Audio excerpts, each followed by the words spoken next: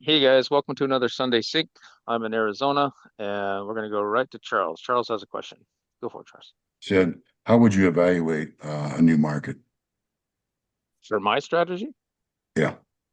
Oh, for me, I want to have, well, I've got a whole list of things I gotta do. So for me, because I'm looking for landlord friendly states, um, I gotta have tax, like for me, I can't do even Texas or Florida well, Texas because the property taxes are just stupid. So I would look at property taxes, insurance costs, um, cost of the homes on average. But for me, I need for my strategy, I wanted big metropolitan cities. So that's why I ended up in Phoenix because it checked all the boxes. Close to 5 million people in Arizona. I think it's 1.9 in Phoenix, but the markets I'm buying in, believe it or not, are not that big. They're 280,000 people in Gilbert and about the same for Chandler. And those are the two markets that I'm trying to target right now out of the whole Phoenix metro.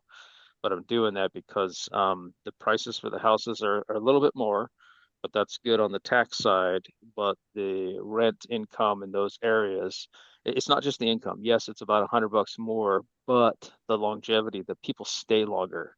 And for people that are long-term renters, they know, or landlords, sorry, turnover costs you, right? And so same is true in the rent by room, not as much because you have those other income streams coming in, but it still costs you, right? And then downtime. And what's happening, the reason I'm shifting a little bit more is because, over the last couple of years, I've noticed that the supply is coming on, there's a lot more supply coming on. So there's a lot more competition in the lower cost markets like Glendale and even other areas. And so I'm trying to hit those markets that don't have as much supply. So like Gilbert has not much at all because it's more expensive to buy there. Therefore, and I will see, I don't know, maybe I'm completely wrong, but I got a good feeling that because I've been watching the market, like Zuber says, do the work, not just for acquisitions. I'm also doing the work on the rent by room. So I'm watching and I'm watching and I'm watching, and I use PadSplit, Zillow sucks, and some other things, and I look at it, and those areas, Gilbert and Chandler, the rooms don't come up very often. So there's more demand, or I don't know if there's more demand, but whatever the ratio is between supply and demand, the supply is not there. There's enough demand that people stay. So that's kind of my idea. We'll see if it works. Okay. But then you might want to look at the municipalities for their laws for how many non-family members can live in a unit. Now, I am using the member agreement, but still, it's nicer. Like Mesa has, they have up to five, and I don't know if that's normal. I've heard average is three, like three non-family members living in a house for like municipalities typically have that type of guideline or law or whatever they call it. But Mesa has up to five, so it's more lenient. But it might be something to check into. Okay. And parking, when you get down to the house itself, there's a whole bunch of other stuff, but you asked about the SMA or the market, that's the high, and obviously the normal stuff applies, like, population, job opportunities, all that kind of stuff. I kind of assumed that. I I assume the property that I sent you would be of interest if it was in your market. I don't know because if that was in, well, so guys, Charles sent me what was it, a chiropractor clinic or something? Mhm. Yeah, it has up to 15 rooms, but it only has two half baths and one full bath. And you wouldn't do 15 in that. You'd probably, like you said, try to do eight. It had a kitchen, but that would depend on a lot of those places. I don't know about Illinois, but some of the places like, corporate buildings or chiropractor things, there's not a lot of stuff around them. I don't know what there is there. Phoenix, there probably would be because it's huge. But it depend on the demand, and the demand would be like, do people want to live there, or is there work nearby? You know what I mean? Like, the people that I'm targeting are typically working in, um, some are Uber drivers, Lyft drivers, some are security guards, not high paying incomes, right? They're relatively lower paying income targets. So,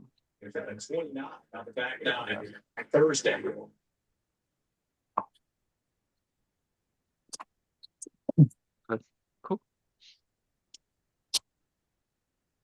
Well, all right. Hey, Jim, how's it going, man?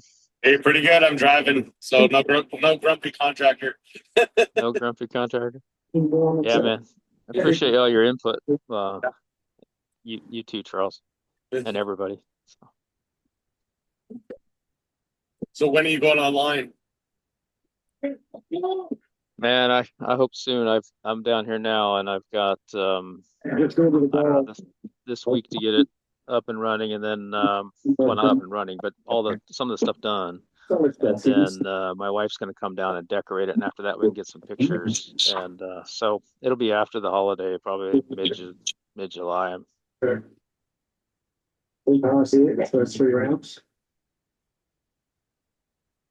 Hey Colby, I'm going to go ahead and mute you here real quick, unless you had a question.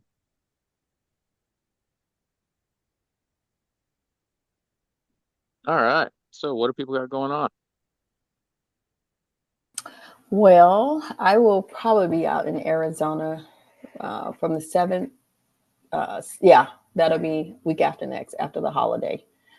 And I'm going to actually be staying at my house. I have a vacant room. So I'm going to be staying there. And the group of guys that's staying there now, I haven't met them in person. I only met them online. So we'll see how this go. I have not a lot of repairs, but my house is kind of like stuck. I haven't done any updating to it since I moved out it in 2000. Well, that's a I long time. mean, well, not 2000. I'm sorry, 2020, not 2000. In Oh, okay. 2020, That's good. before COVID. My mind instantly went to like, mica cabinets and like I'm orange stuck. stuff. I don't, I'm yeah. so stuck, you guys. I did that to my eye doctor. I told him, "Oh yeah, I haven't did my prescription since 2000." He said, "Really? During COVID?" He's like, 2000? There was no COVID. I mean, 2020. I'm sorry, 2020. Okay, yeah, I haven't done any updates to it since I moved. So it still has carpet in it, and I don't know. I want, if you're still there, I'm gonna probably email you if you're still there that week, because I know I need to do carpet, and I'm gonna get a quote for converting one of the bathrooms from the tub to the shower. Oh, Um, nice. Yeah. yeah, Hey, let me know how that goes. You're in Mesa, right? yeah, I'm in Mesa, and Yeah. Let me know how that goes. I've tried that a few times and the quotes were just stupid. And I'm like, yeah, really? It's not that hard. It's not that big of a job in my and opinion. I'm wondering One because I thing, just picked one of those one, companies. one thing you got to make sure of when you're changing from a tub to a shower, you have to change your drain line. Drain line for a shower has to be 2 inch, not inch and a half. Oh, thank you. So that's So a is a fee that. tub an inch and a half? What's that? Is a tub an inch and a half? Tub's typically an inch and a half. I don't run mine. When I run my plumbing, the 2 inch up the drain up to the trap, and then I changed it inch and a half at that point. But most tubs are inch and a half, especially builder grades.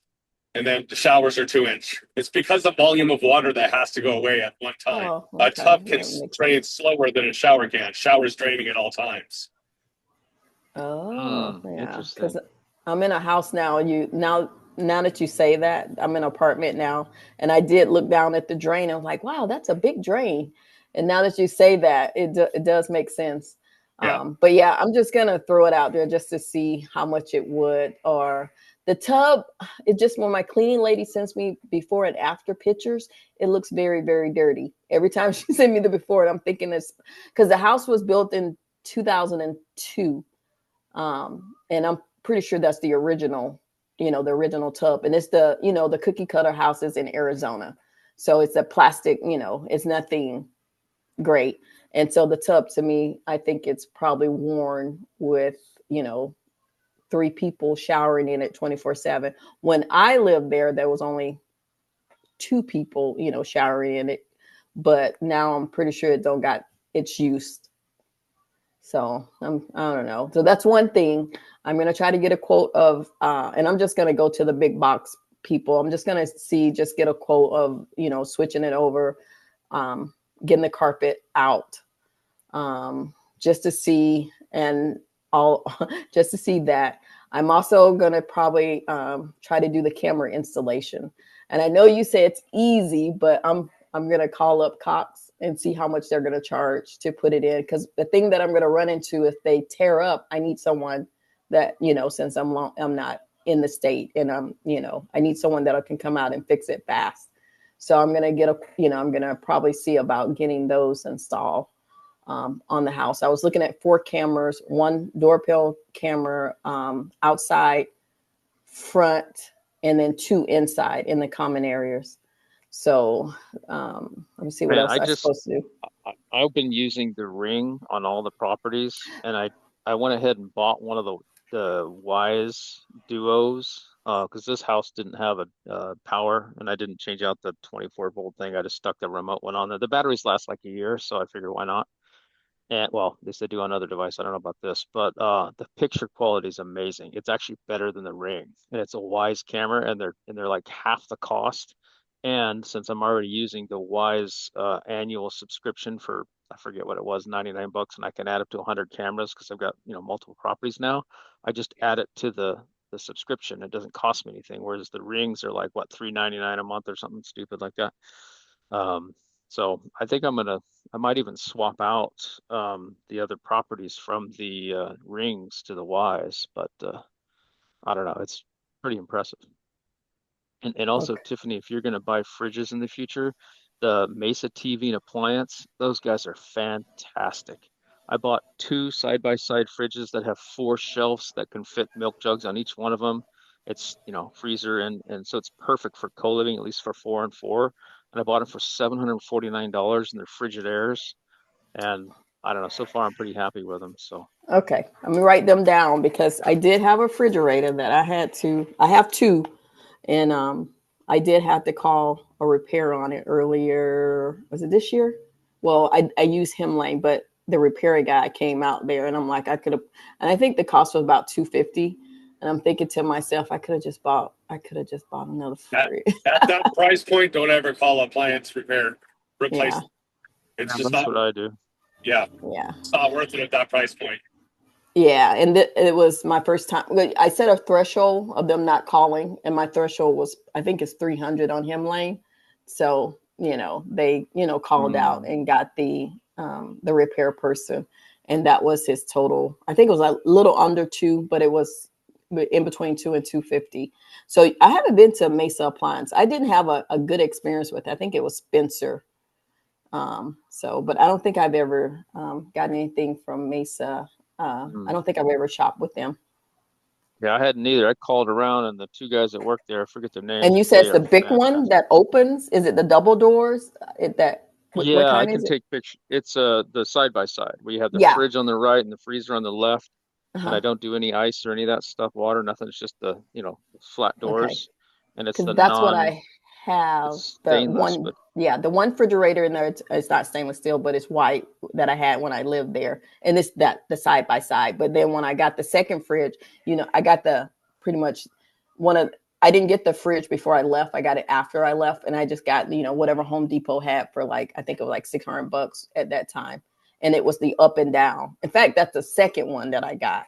So, and since that's the one that they called, that one of the tenants said, the guy was like, it's not cooling. And I'm like, oh Jesus, the warranty had just just expired, and so I of couldn't course it call the did. warranty.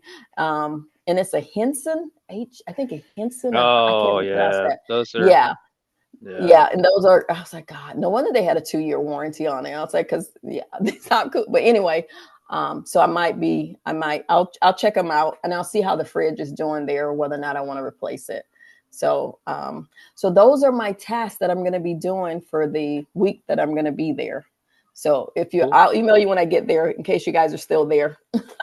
Well, we're leaving, but coming right back. So I'm just here by myself and I'm going to leave on the 4th, which I know I'm flying on the 4th. So stupid, but, flying down back to Oregon for the 4th, spend the week, turn around and then come back again with my wife so she can decorate. Because Yeah, you you don't want probably me there. decorate.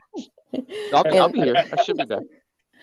and that's another thing is I think I'm gonna take some of my stuff because I left my decorations up when I lived there. So I'm gonna take some of that stuff. I think I'm gonna make it. I'm gonna go and start making it as neutral as possible. So because I was just like, yeah, because how can I put this? I don't want. I'm African American. I left African art on there. All the guys that's living there or Native American, and 2 white guys. Well, 3. So I'm like, y'all probably don't want to look at my art. So I'm gonna probably either give it to someone or I'm gonna pack it up and take it back. Because I thought about that. I was like, oh yeah, no one ever. And they probably like, I'm not gonna tell her I don't like her pictures, because I gave them permission to take anything off the walls. I said, you guys can take, if any paintings or anything, you can take it out, take it off the walls and stuff. But so far, no one has touched it. So I'm like, okay, I'm gonna probably take those now.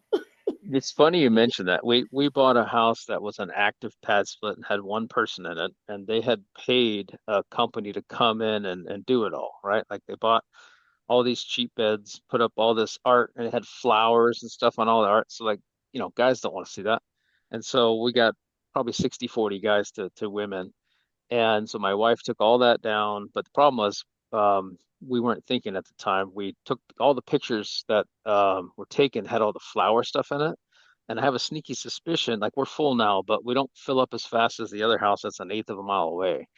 And I think if we would have, because that other house is not as good, but yet it's always full. And it's because my wife staged it. Look, the pictures look way better than it is in real life.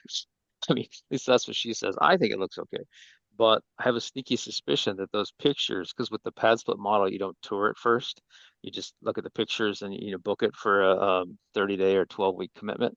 And so I have a sneaky suspicion that that's part of the reason it doesn't rent as well, because that house is a way better house. Everything's new, double washers and all this stuff, but it sort of lags behind. My best performer is the 26 house and the Kathleen house with the picture. So I'd like to update it, but the problem is it's full. So, if I could, I don't know if I could pay everybody to leave one day and have a photographer come through, they have to clean everything up. That'd be a nightmare. So anyway, so yeah, I think it matters. My wife goes out and does the same thing. She does neutral everything, and I had never thought of that. I mean, that's why you don't need me decorating, period, or thinking about any of that stuff. That's my wife's thing, and she does a great job, and everybody says so. So hopefully they're right.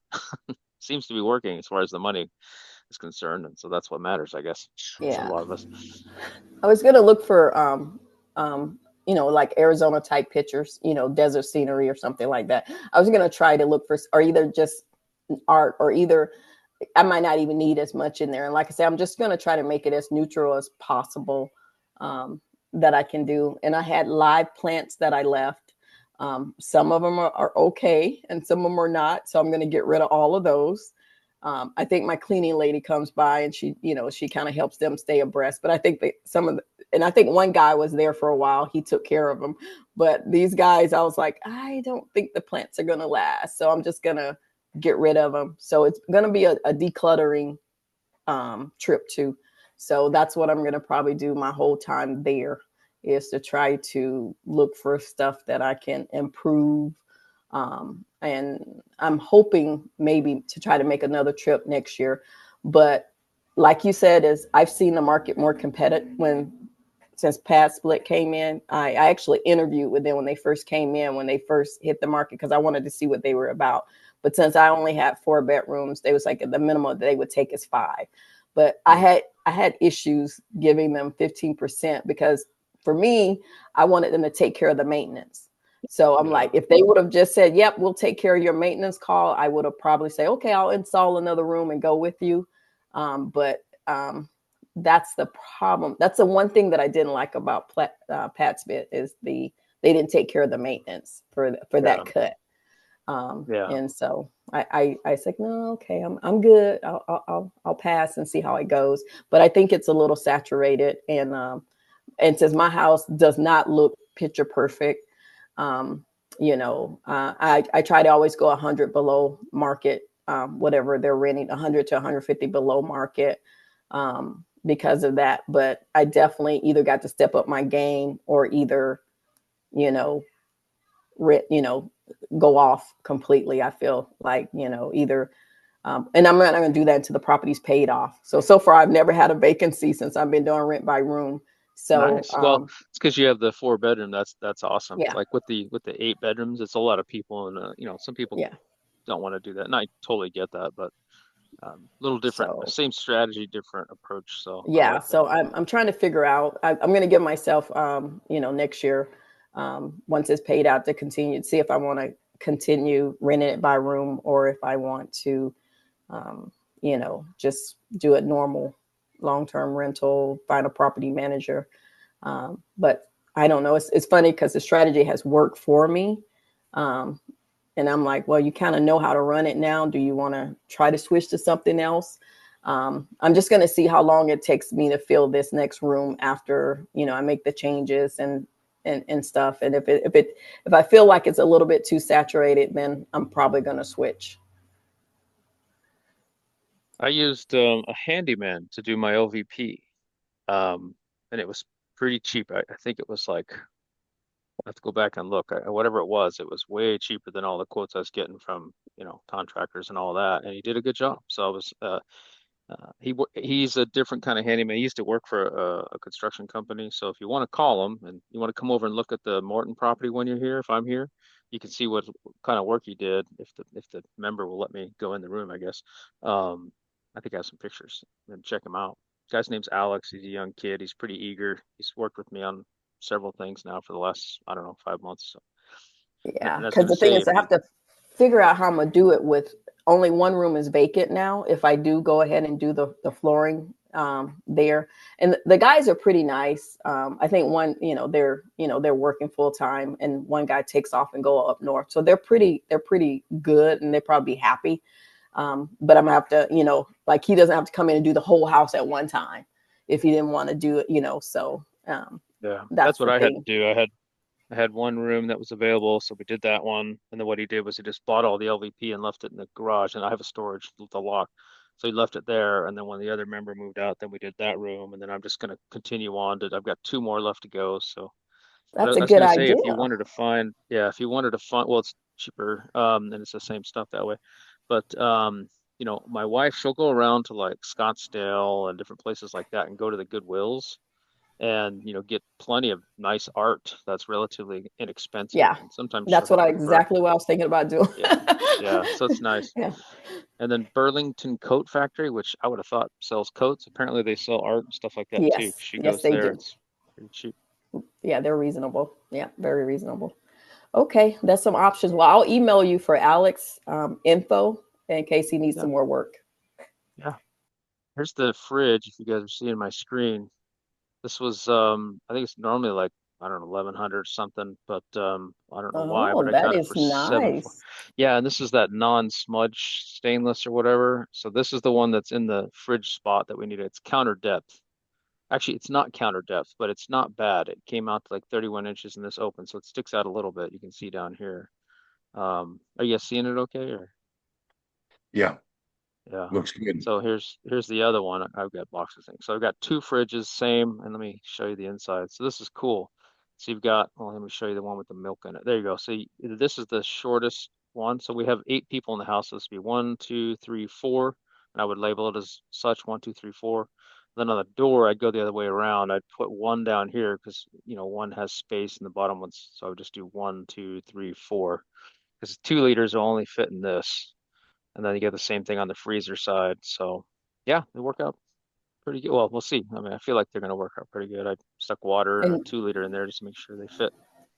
it's a LG It's a Frigidaire. So I've Frigidaire. been Okay. buying.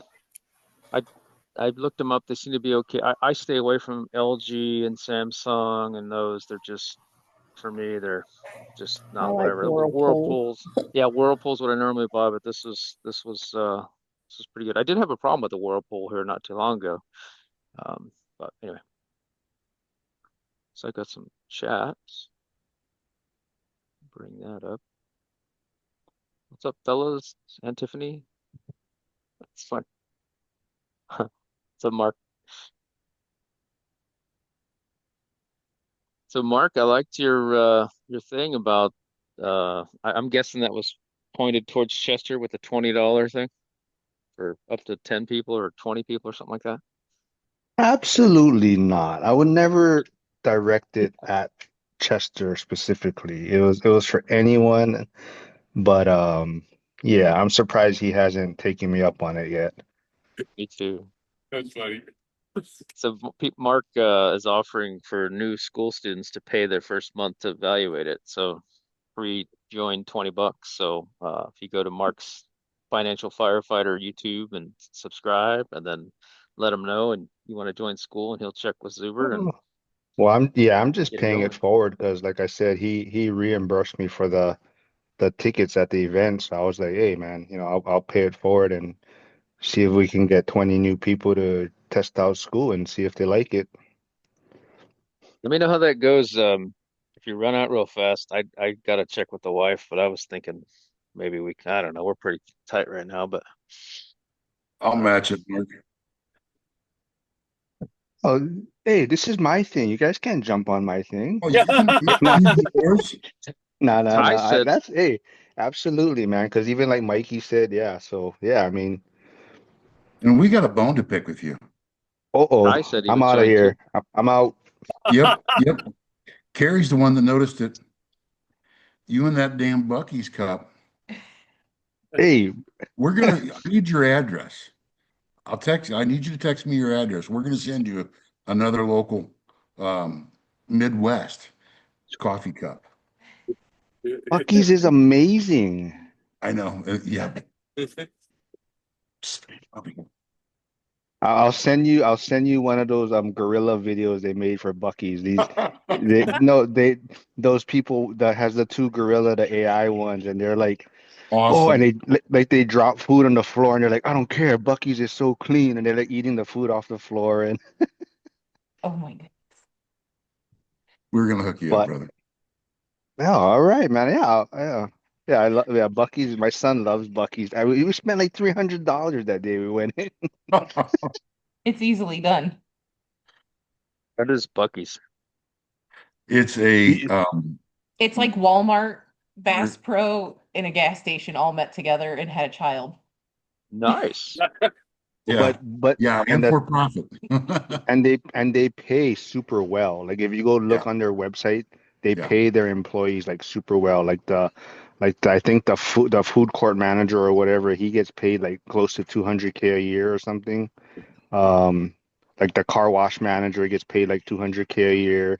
But yeah, it's all on the way. And it's like you go there and it's like 100 gas pumps, like 20, 30 EV stations. It's like yeah, it's like super clean. It's crazy. It's like a little cult. Yeah, So like it's neat. It's a neat experience. yeah, so like Val said, so he's a truck driver and he drives into Jersey, and he said there's like a big billboard that says U-turn, whatever, like 600 something miles away is Bucky's, the other way. Well, what's also unique is there's no trucks. Yeah. But if you're smart, so I noticed there's like a truck station across the street. So like, yeah, they don't allow the big rigs there. So like someone was smart to open up like their own little mini mart or truck station where the big rigs can come in and fuel up or whatever. Buy the dirt so they can park and get. Yeah. Yeah, and that's what we're gonna send you a Casey's cup, and that's what Casey's has started doing because every time you get fuel, they got a system where you get points for fuel, and a lot of the guys for the post office will get fuel. They'll save their fuel to get fuel at Casey's, so they get free pizza in the You guys morning. know who Ron White, the comedian, is? Oh yeah, this is When this you is there, right you there. were saying, and what flashed through my head was tater salad at Ron White. He says, I Yep. flew into the Flagstaff Airport Hair Care Tire Center. Yeah, it's definitely funny. So we have another one that's local also. It's called Wally's. It Mm. is the alternative to Bucky's, and it's a gigantic bear. Not a beaver, it's a bear. So, and that one's quite fun. So, And Well, we got you should make some TikTok videos there. on your way down, you see your dad. So there you oh, I could stop at Bucky's on my way to see go. my dad. Yeah, They built a new one in Springfield, Missouri. for sure. Had to create the whole exit and everything because there was no exit. They bought the dirt in the middle of nowhere and they had to make an actual exit off the interstate just for Bucky's. Ah. I haven't seen Tiffany around in a while. What is she working on now? Does she tune into this Sunday one all the time? She just got done talking. If you're on time, Yeah. You You caught it. weren't late, Mark. Jeez. Well, Yeah, I I was don't I don't tune in all the time because I'm a mom, a new mom. I adopted my nephew. He's special needs. So the fact that I was able to talk that long is a miracle. He's in the other room watching TV. So I just tune in when I can, and sometimes I'll cheat and tune in while I'm at work. Uh, but yeah, but where I am right now, I don't know if I told you, Jared, but I was in Arizona. I moved to Alexander, Virginia, DMV area, got an opportunity to work remote. So I moved back to rural Alabama, next door to my mom. I was getting into mobile homes. So I actually purchased a mobile home and I was thinking about setting up a small mobile home park. And then the president said, nope, you got to come back to work. Not so now I had to find an office. I was in the middle of nowhere. The closest office to me is in Mobile, Alabama. So I ended up moving down to the Gulf Coast area, and that is where I am now. But I ended up renting an apartment. So I'm kind of learning this area to see if the room if I could do co-living here or if I want to do a multifamily. So I'm stuck right there right now. So I have until next year. I'm hoping next summer to know what I'm going to do unless something pops in before then. So I'm kind of like looking at the area. I'm looking at multifamilies and I'm thinking about moving more in Mobile. Right now I'm in Baldwin County, which is probably I'm near the coast, not super near the coast, but I'm in a little town called Daphne, which is, pretty much close to the Gulf, Orange Beach, that area in Alabama. So that's where I am now. So I'm stuck as, what's his name? My buddy from that's in Virginia in the DMV area. You just mentioned him. Yeah. Harrison? He just mentioned the financial firefighter. You just mentioned him. Oh, Harrison, maybe Harrison or No, the analysis spreadsheet guy. Oh, I can't think of oh, his name. Chester. Chris Wet. He's in Chester. DC. Oh, Yes, I was Chester. living not too far away from Chester, so I would Yeah. email him all my spreadsheets uh, and Oh, stuff, and he Oh, he would you yeah, do didn't it do for that, me. did you? You're Yes, gonna I be did. busy. We were on an hour call. Him and Dion helped me decide whether or not I wanted to sell my condo in Virginia. And it actually, I decided to sell it, which was good. I'm happy I got out of there before everything started happening. How long But did that yeah, take? it actually sold super fast. It didn't even stay on the market.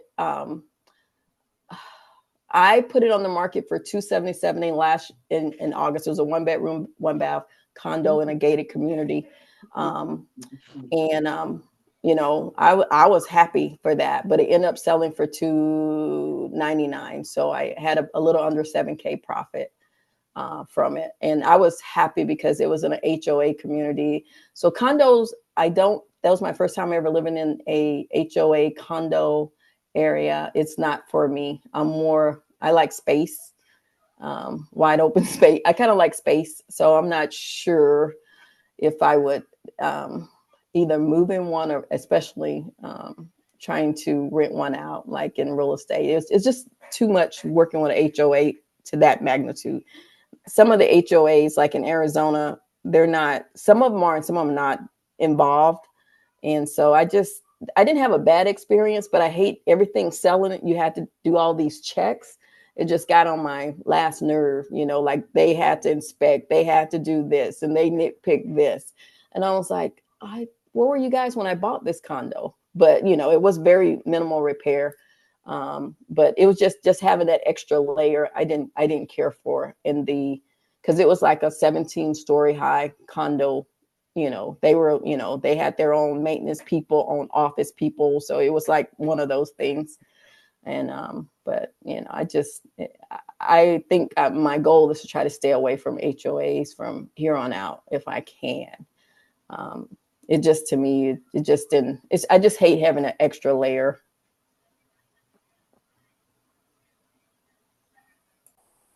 Anybody have any other experiences with like roomies or roomster or I don't even know how to pronounce this. A search room? I think that's what it I've is. I look at them a lot, but man, I don't like the interface. I don't, and I've heard from a lot of other, at least in my market, they don't have a return. Like there's not a lot of conversions, but that's just here. But then again, there's a lot of competition. Like the furnish finder, I think costs money. roomies, if you the layout is stupid. I don't know how you find anything. Maybe they fixed it. It's been a while since I looked at it, but didn't seem like it was very searchable. Wasn't very user friendly to me anyway. Yeah, I did both of them too, and I had very little. I haven't gotten anyone off them. Either one, Really, Rumor, Roomster, and Roomster, yeah. there was one other one. I Um, finally, I finally got Facebook. I got two a couple weeks ago. I hadn't had any luck with Facebook Marketplace, and don't judge.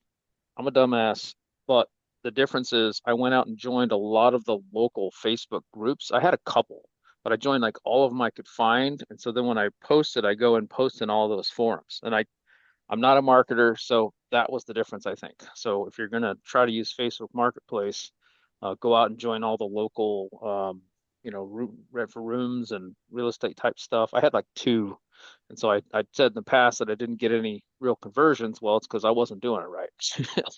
So, and then It apartments.com does rent by room now too, if you didn't know. it looks like it's like five. I've seen as low as 400 on Facebook or Craigslist, and up to like 850 a room. But that's in a real small neighborhood Probably a because bathroom.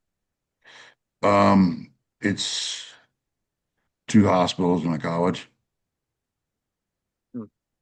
But I mean, the within it. room that's 800, it's probably has its own private bath or no? Well, probably, Yeah. probably. I just scrolled through here trying to look at stuff, see what's trying to figure out how to make this happen, or if this is something we should chase at all. Uh, Carrie's on a board for a group home, and they talked about having more of a need, and which just got me thinking. How do we provide what properties to reposition? How do we get okay with financing stuff? At what level? So Flavio's here. Hey, Jared, have you ever thought about doing a build to rent pad split or room or rent by room model? Or what? A, Adele? build to rent. Oh, Build to build rent. to rent. Yeah, I heard Brandon talking about that a while back, and I don't know, maybe, but I just gonna try to do my focus and get to the point where I can retire, and then I can see what kind of crazy stuff I can come up with. But in certain markets, that might make total sense. I've never tried in California. They're just too laws are too big ass. Yeah. But then you can give everybody their own bathroom area, their own. You know what I mean? Yeah, Sam Wiegert did that. The only Yeah. problem there is part of my quote unquote strategy is to be able to, if I needed to turn the house back to the original. So if you go out and do that, then you have a property that, let's say you have 8 bedrooms with their own bathrooms. That's kind of it's going to be interesting. Although I just saw today, believe it or not, there's a town or a neighborhood in Tempe. They built the entire neighborhood. Like you ever see like Crete or Athens or any Greece and overplay where they have like these almost on top of each other these Yep. houses and buildings. And there's no like real driving in there. It's just all walkable. That's what they did. They built a Yeah. whole little community and it's all walkable. There's no cars there, and it's in Tempe. The guy that built it convinced the city councilor, whoever, to let him do it to try it. Nowhere in the nation, I guess it's illegal to do. Tiffany, you might know about it too. I just saw it today, but I was thinking about driving out there and taking a look at it because it's really interesting. They've got little walkways and parks and dog no, I didn't areas hear and all about that that, stuff. but I will try. I will take a look at it too. I It's didn't hear about that. it's called the cul-de-sac, but it's not a Okay. cul-de-sac. They bought this land and they built about half of it as a temporary. And they have shops. There's like 16 different shops in there, and they did actually put in a parking lot, which is funny, but they did it for the retail because they didn't realize that actual people would want to come in there and shop there because it's what they did was they created 16 apartments with little 500 square foot living space, but the front of it's retail, and they had an overwhelming demand. Matter of fact, those were the first 16 that got rented out.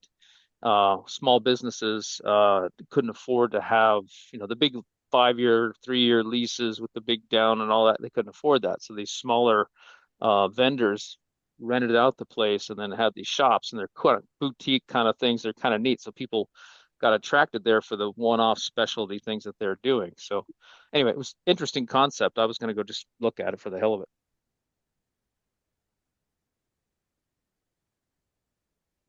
So I like that idea of that 400 or 500 square foot as like a tiny home community type thing where you can build the rent too. Entry Yeah. level, yeah. And like you said, then down the road you can sell each one individually. Yeah. Well, Sam Wiegert did that. He built one 2 years ago. And he built, I think it was a 10 unit, and each and it was a 5-on-5, so there was a 2-story. And the parking was basically, it was right next to a not a shopping mall, but like one of those anchor grocery stores with a couple other ones. So there's enough parking there. That's what he, I don't know if how he legally did that, but that's what he did. But then the problem is, okay, you have that. Yeah, it's cash flowing. That's fantastic. But if you ever needed to sell it, I don't know. I maybe it's not a concern, but for me, it kind of is. Like I always try to look at the downside. Like if I screw this up or something happens, how do I save myself without losing everything? So I don't know. It's probably not for me, at least not now. I've got a good base, and if I was in Dion's shoes and I had 240K net a year, then yeah, maybe I'd go out and try that, see what happened. But I'm not. So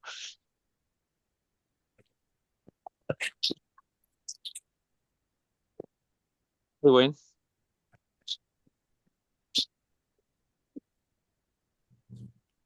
Hey, Wayne, if you're saying anything, it looks like it's breaking up on my end. I'm not sure about other people.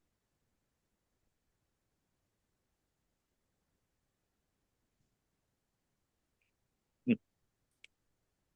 Anybody hear Wayne? Nope. Well, hey, I wanted to bring this up if it got to a low point. So a lot of the nation is in a buyer's market, and a lot of us know that these don't come along very often. So hopefully you guys had saved up capital and you're out there making offers because it's rare, man. I'm prepping for the next two now, even though this isn't done yet.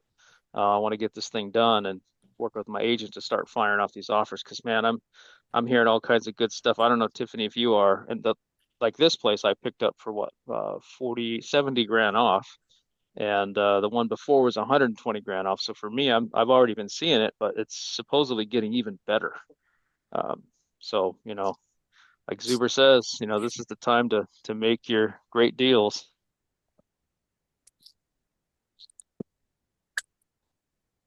Yeah, I got to get out of my first three first.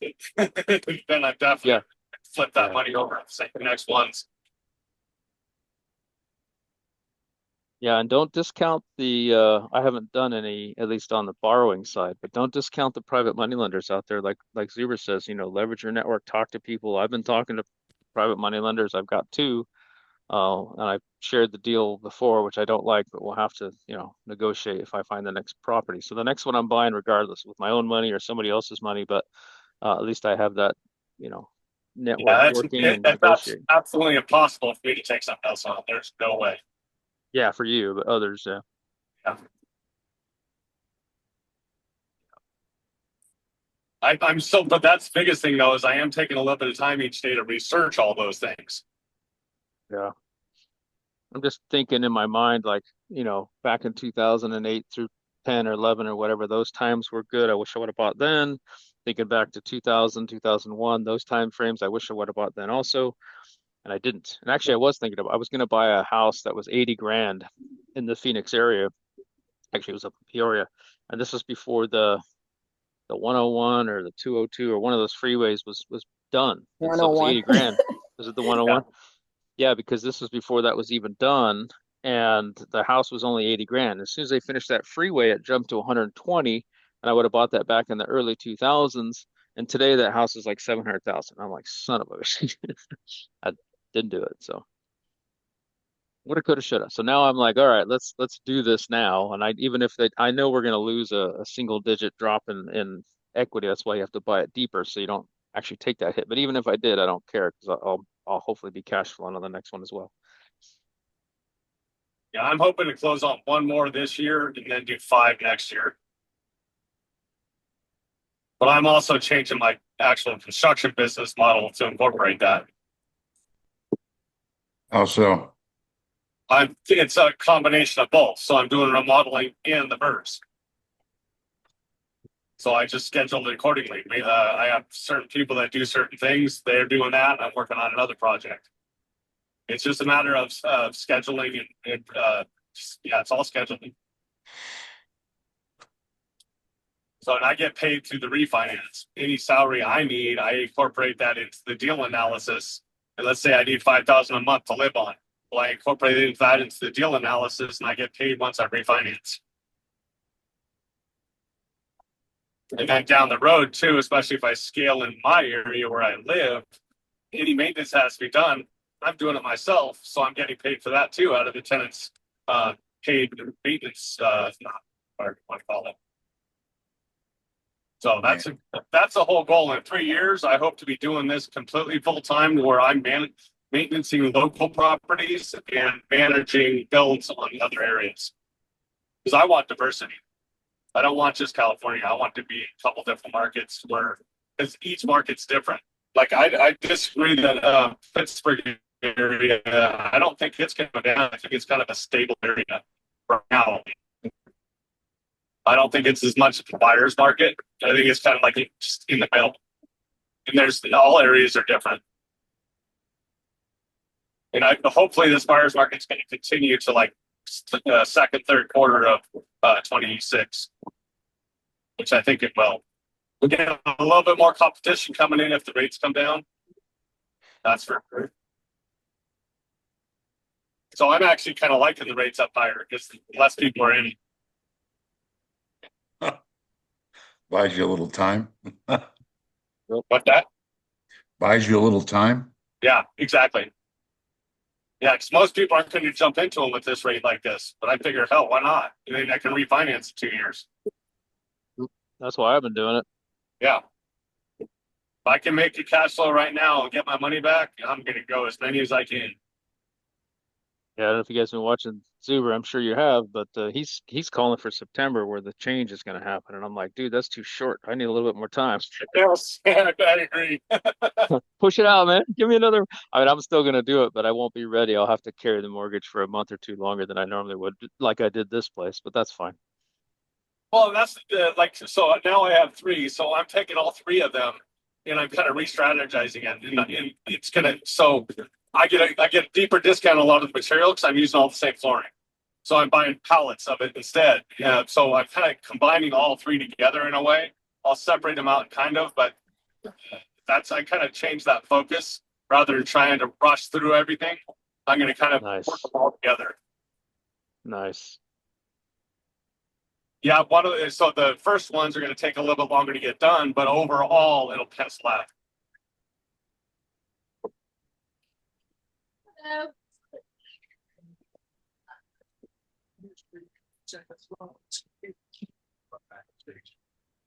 Biggest thing is staying off the frickin' realtor.com. You don't You want to like see deals? I do not want to look at any more deals right now at all. I definitely have addictive personalities. My dad used to be a huge gambler, and I knew that right when I turned 21, so I stay away from it as much as I can. And it's a good thing.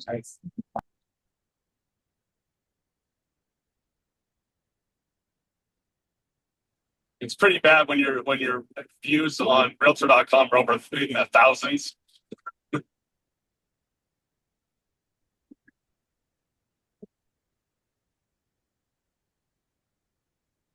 So you like Realtor.com better than all the like Zillows and Redfins and all those?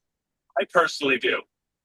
I navigate it a lot easier, and they're also putting in different things on now that were interesting. So I'm trying to figure out how they're doing with all that. But I look at all of them, but my primary is Realtor. Then I go to the others.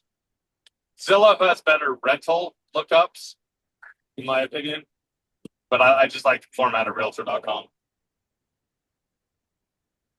And I have stuff coming in from Jeremy. I have some people coming in from my local agents as well, but most of the stuff I do is on Realtor.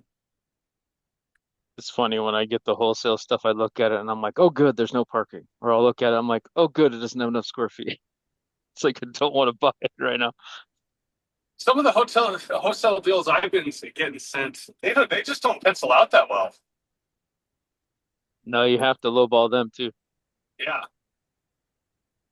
But then again, sometimes they only have so much margin in it because that's what they're not doing their numbers very well. Yeah. I was asking about that deal. I just found a great location that sold on the second. That was the next long-term care with I think it said 17 beds for 150.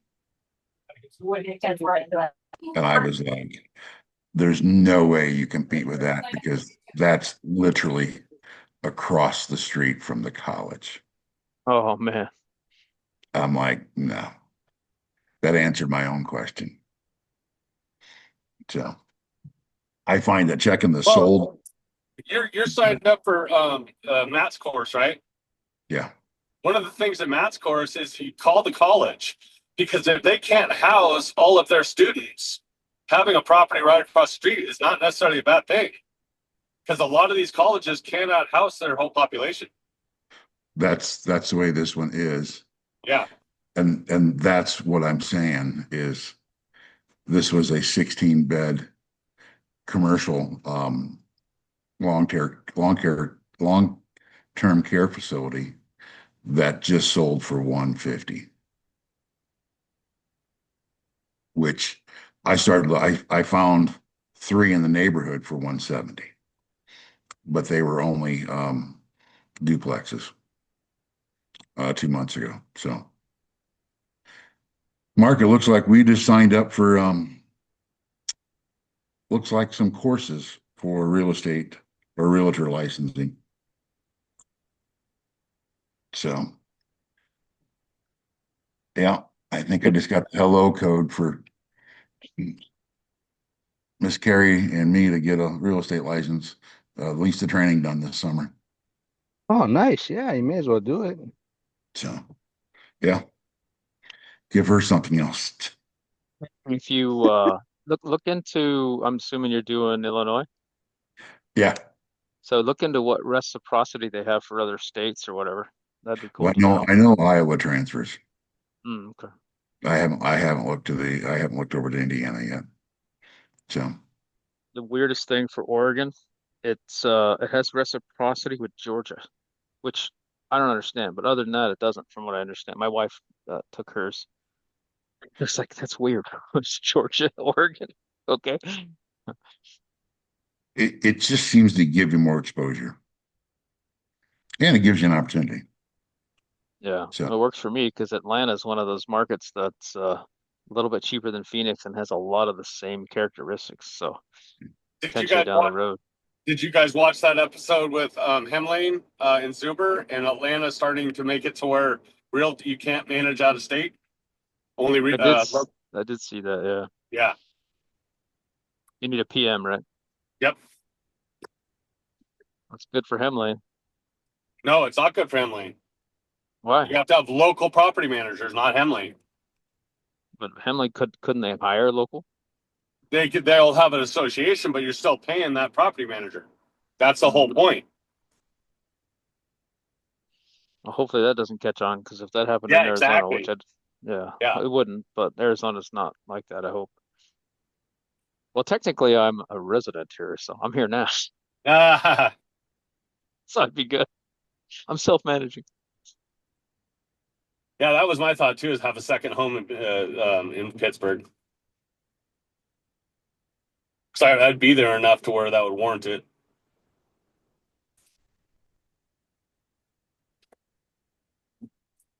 have you looked at your percentages for flips? I won't do flips. You won't do any sort of flips. Nope. I don't like the tax strategy on that. I already have or a job. I don't need to just give the government money. Okay. Yeah, I'd rather burn it out, keep it for a year or two. If I don't like it, how it's performing, then sell it. Then I'm only hit on capital gains, not on income. Okay. So that's what I was thinking too. Yeah, I want nothing to do with the flip itself. Unless you Like can that's offset the gains from real estate purchases. Yeah, well, and that's why I was talking about pulling the money out is what I need to live off of out of the refi, because the refi is not taxable. You just have to get to a point where you're ahead of that point, and then that's what you're doing. Sorry, I was Yeah, trying to stop on my shop, and I don't have the keys for it. speaking of that, do you guys know how would you go about um taking a loan off of an IRA? I've got two self-directed IRAs, and I was thinking about trying to take a loan off that. Would you guys, how would you start talking to a bank? Wish Brandon was on here. You probably know. Yeah, I was Anybody curious know? about that. I was curious about that same thing. I don't have one, but I was curious how it works. Because I know people do it against their stocks, but I don't know how you would do it against. I mean, if I had a 401k with a company or something like that, I know you can take like 50% or 50 grand, whatever comes first or something like that. But I've moved mine into self-directed, and I need to look into that. So that way I don't get taxed on it, just like you said. I can leverage Right. it rather than liquidate and take the penalty hit and the tax hit. I'd rather just leverage a loan against it. But I wonder if that loan would come through wherever that is, to Ameritrade or any whatever those are. Would it be in that thing where you get the loan through them? I don't know. I haven't even looked into it. I just thought of it when you were talking about tax strategy, and that's one of the things that's on my list to go investigate, but haven't got Yeah, there yet. I'm wondering if it would be a loan from that place where it's parked. Hmm. I have no idea. I'm just curious. Yeah, I'll ask. I think I'll do that. I'm with Directed IRA, so maybe I'll talk to them and see. Actually, they'd probably know. Cool. Give me an idea. Yeah, we're all trying to get away from the government one way or another. Why a lot of us are in real estate. That's how I Yeah. got started. Well, I'm going to mute for a couple minutes because I got to go into depot.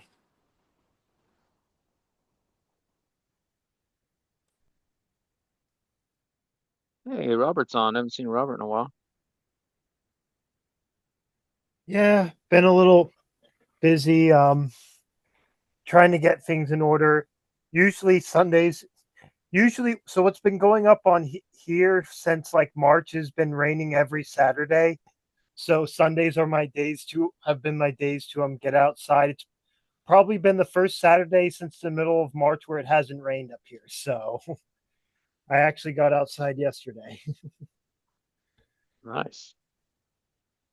You're in New Hampshire. Where are you at again? New Hampshire, yep. New Hampshire, yeah. New Hampshire. Matt's area, yep.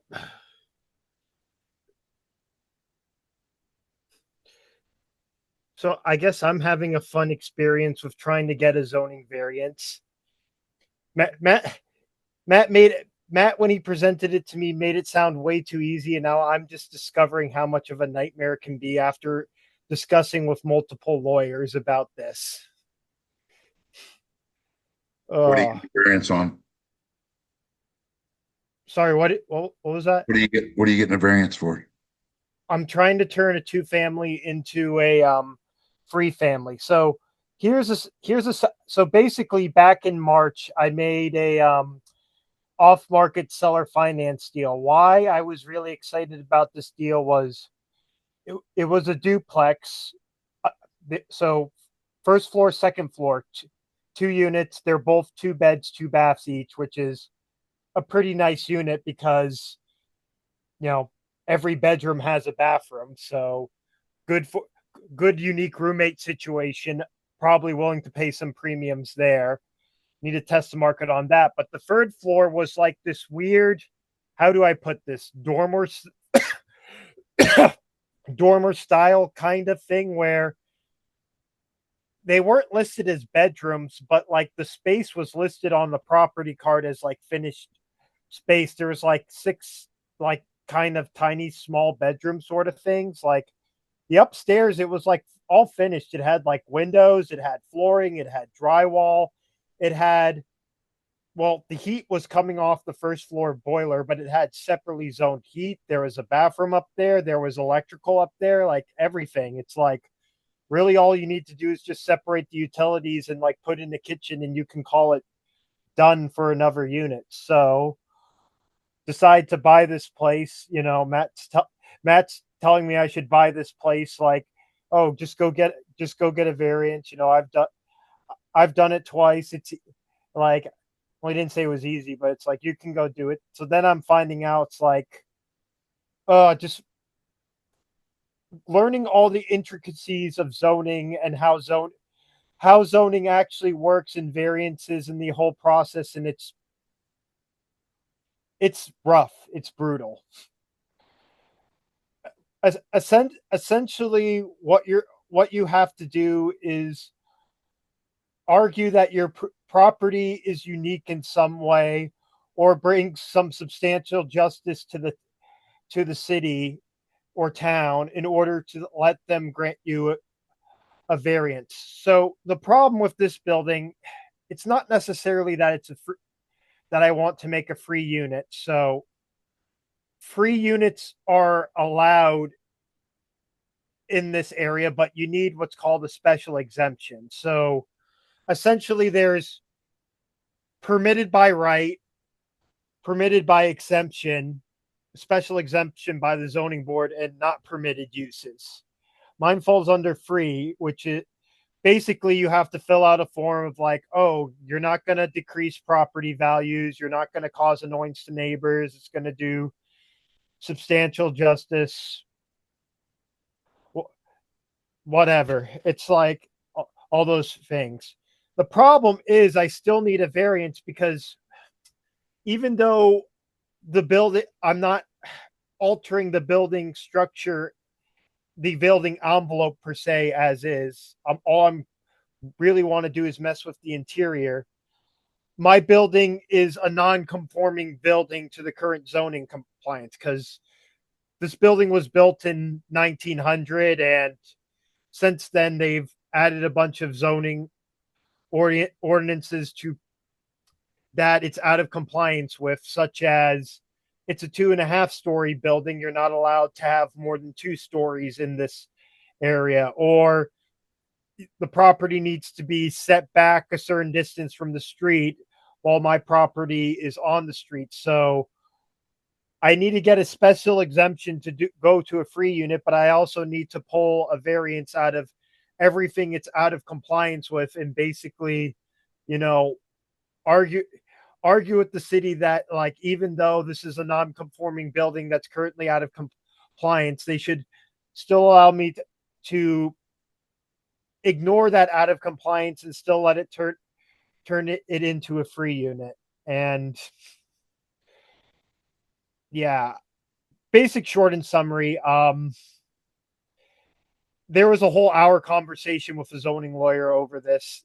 It got pretty deep. I don't think we need. It would be a good idea for me to go into like the hour intricacies of what that was all about.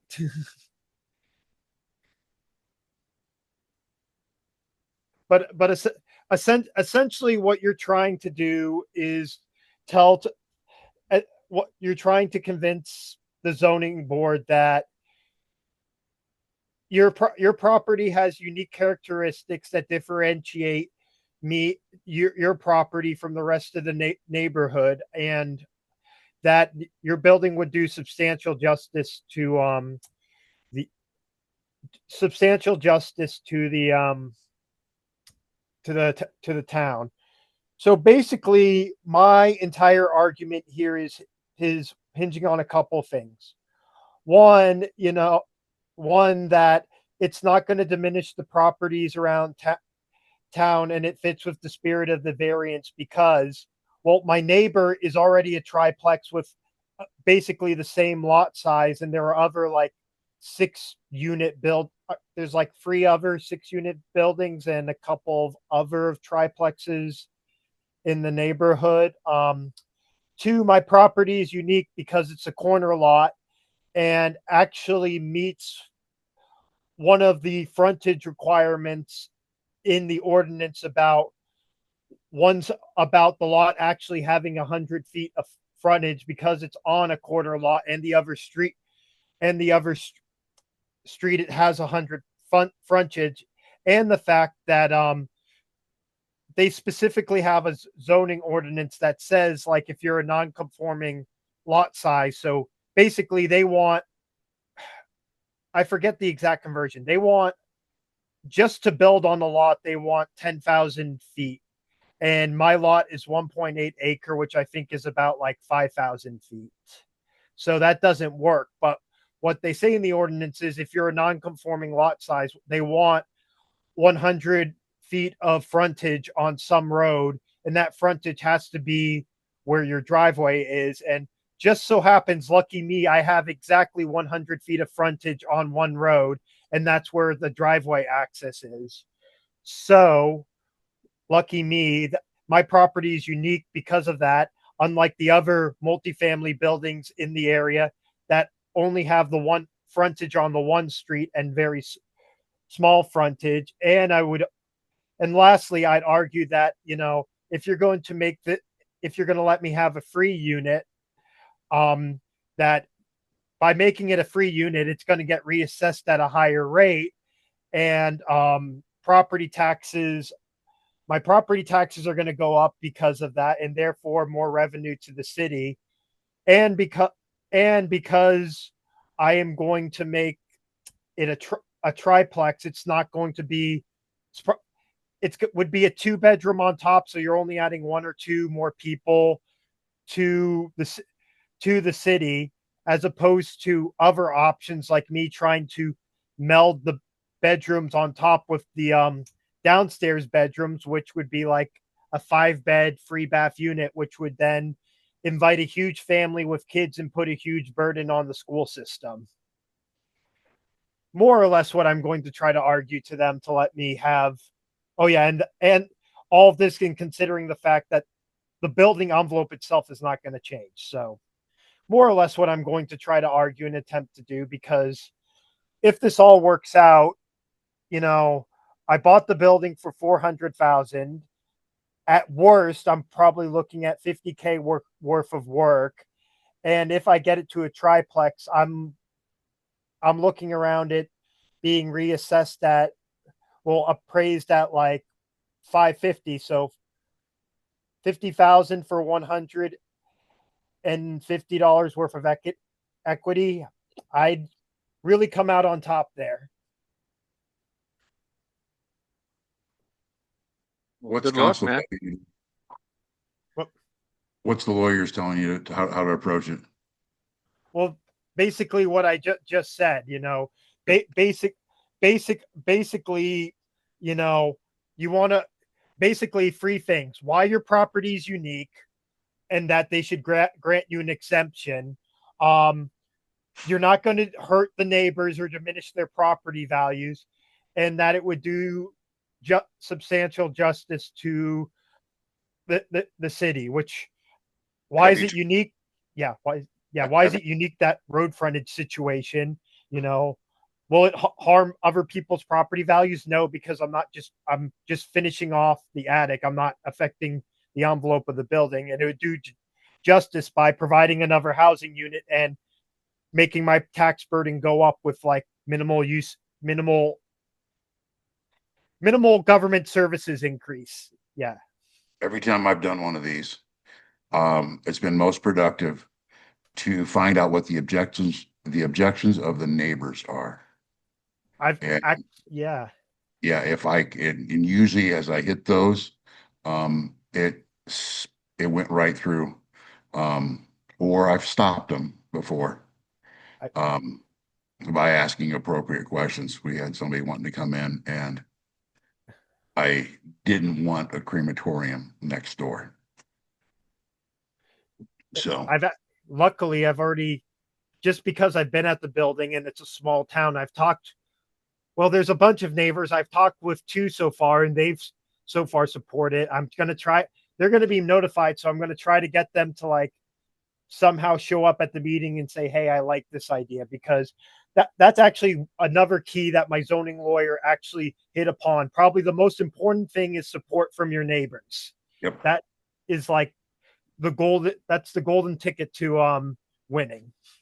If your neighbors support it, if you could get like every neighbor on street to support it. It doesn't matter how out of compliance it is with zoning, it's going to go through if everyone around you supports it.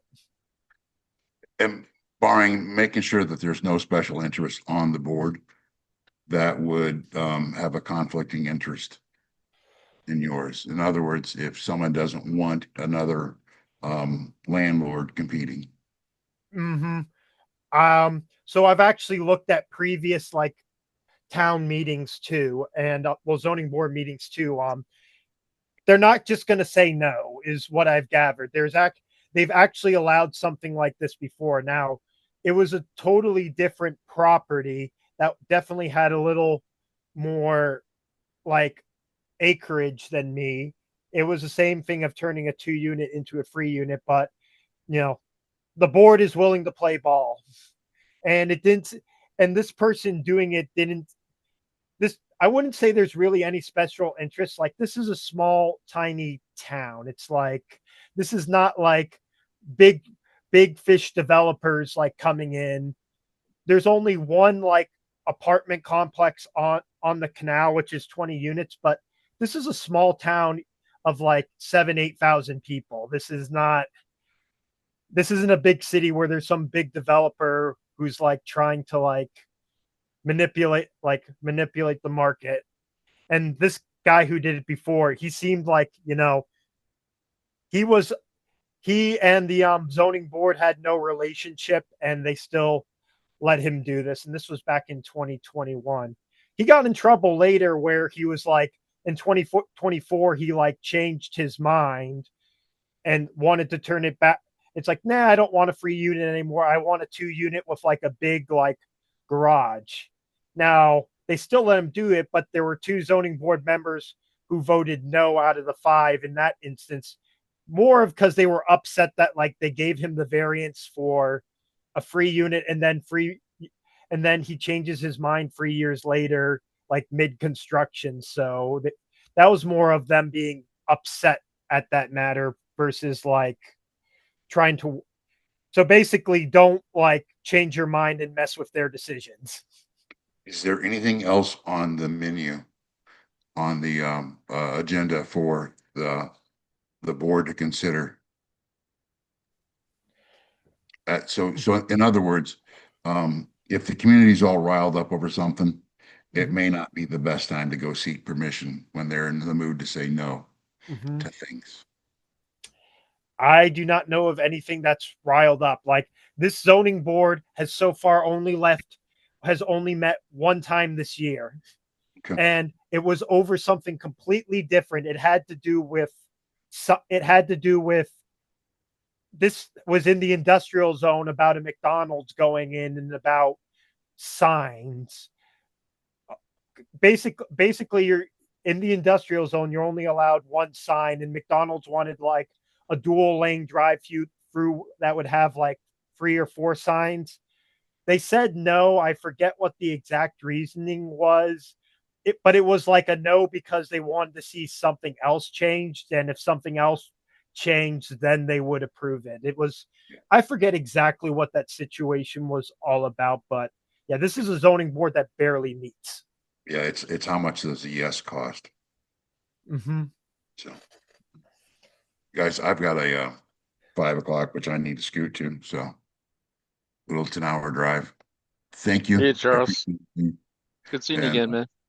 Mark, I'll give you a holler, and I need to get a mailing address. I'll see everybody. Thank you. Absolutely, man. All right, man. Yeah. Bye. Hey, Charles.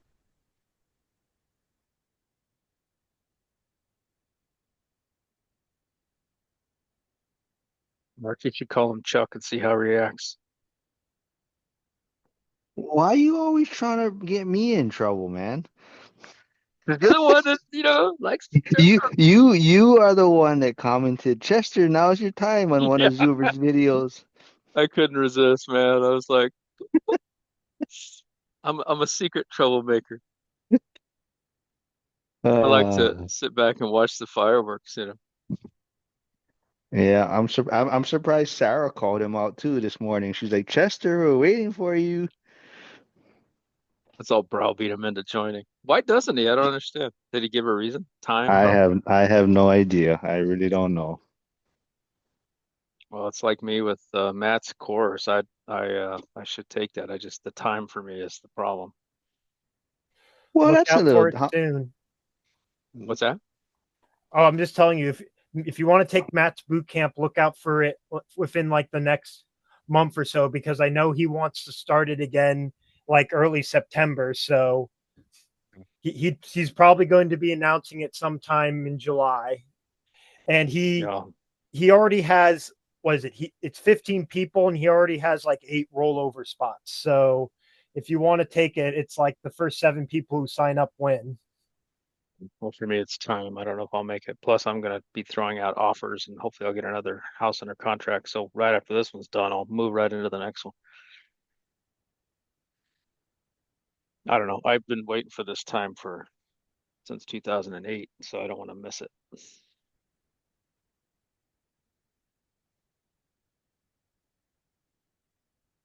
How's Kevin's stuff going on? Kevin, you still here? How's the stuff you're working on?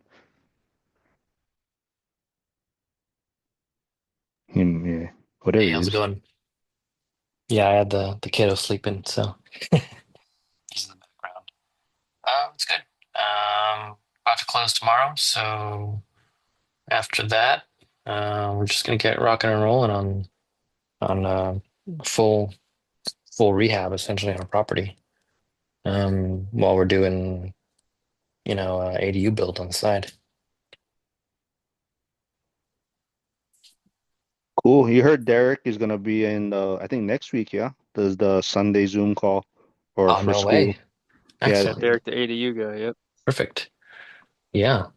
No, I that was sort of what got me like really hooked on the ADU stuff because I initially I just thought about it. Um, I was watching Zuber's course, his like 10-day boot camp or whatever it was. And Derek was on one of those and he was talking about it. And I'm like, maybe I should really look into this. It sort of just, I didn't really think much about it until I started hearing a lot more about it. And so that was no, he's a good resource, that's for sure. So I'll tune in next week. you were on Thatch's one, right? Because Thatch was kind of talking about all of that also on his call. Yeah, I asked a couple questions. I think Zuber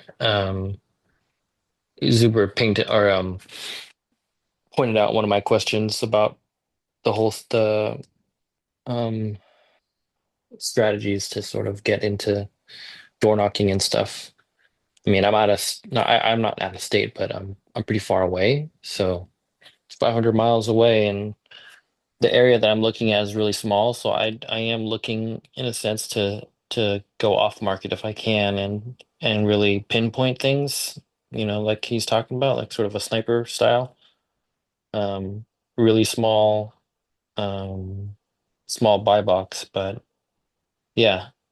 I'm yeah, I'm excited. I'm just I'm torn because I want to buy as quickly as possible, but the wife and everything, she's also like mentioning I mean she's just also trying to curb my expectations too and say, hey, we should like slow down and sure this first one works. Um You Your were looking advice. at Georgia too, right? Before. I was Are you, and then yeah, I sort of stopped that for a little bit. did you see what Dana was mentioning on the video with Zuber when they're talking about out-of-state investors for Georgia? No, I think Jim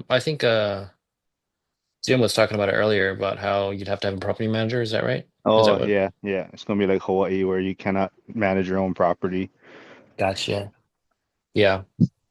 So for now, I think, this is it's been a full year for us looking and we finally I think this is the first one that we're doing on our own. So I think at this stage I'm just gonna focus on that. I've been trying to get people out there to do asbestos testing, to do either a special demo or get a demolition team in there for next week, after we close on that property. So after that, I mean, I'm just gonna go fast and furious with, the MEP framing and getting everything closed up so that I can put in some appliances and whatnot.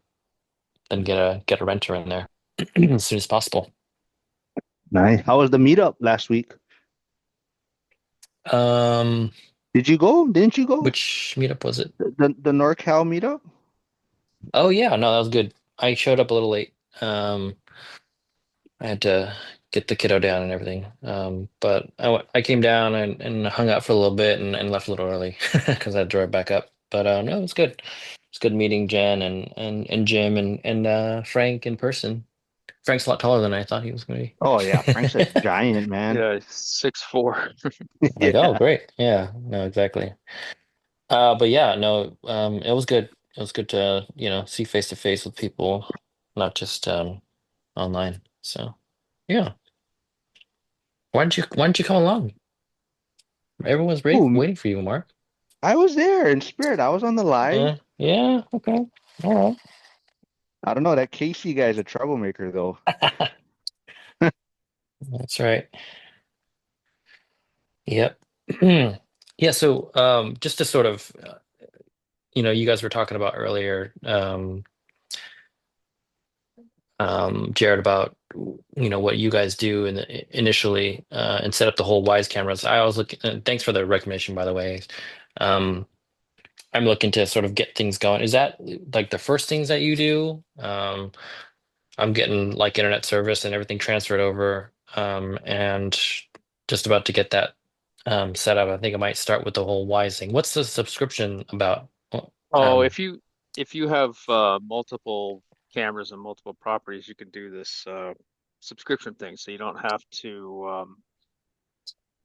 I don't know. I can't remember what. I think there's like a. I'll have to go back and look at it, but you just know that there is a subscription thing where you can pay for the whole year if you want to use the cloud storage or something. I okay, think I think if you have one property, I don't know if there's any cost. I don't gotcha. remember exactly why. It might have been done, but it was on like a Black Friday or something last year. I'm like, oh, that sounds like a good idea. Then afterwards, I was like, did I really need that? But um, I don't know. It's nice to how well the clouds. I was putting SD cards in all of them, but I thought, well, someone could take those out, I guess. Yeah. So I went ahead and did it.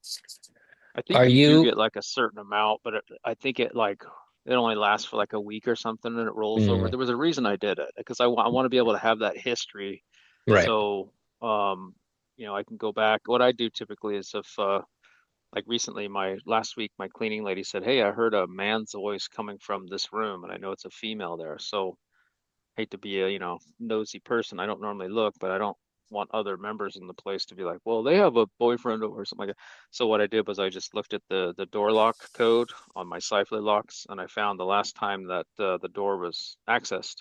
And then I just went to the Wise camera and went to events and clicked on that camera and went back, and it's a lot faster way to find Yeah. potential issues than try to scroll through events because I that's how I started doing it. Yep. Gives you So it's timestamps, nice. right?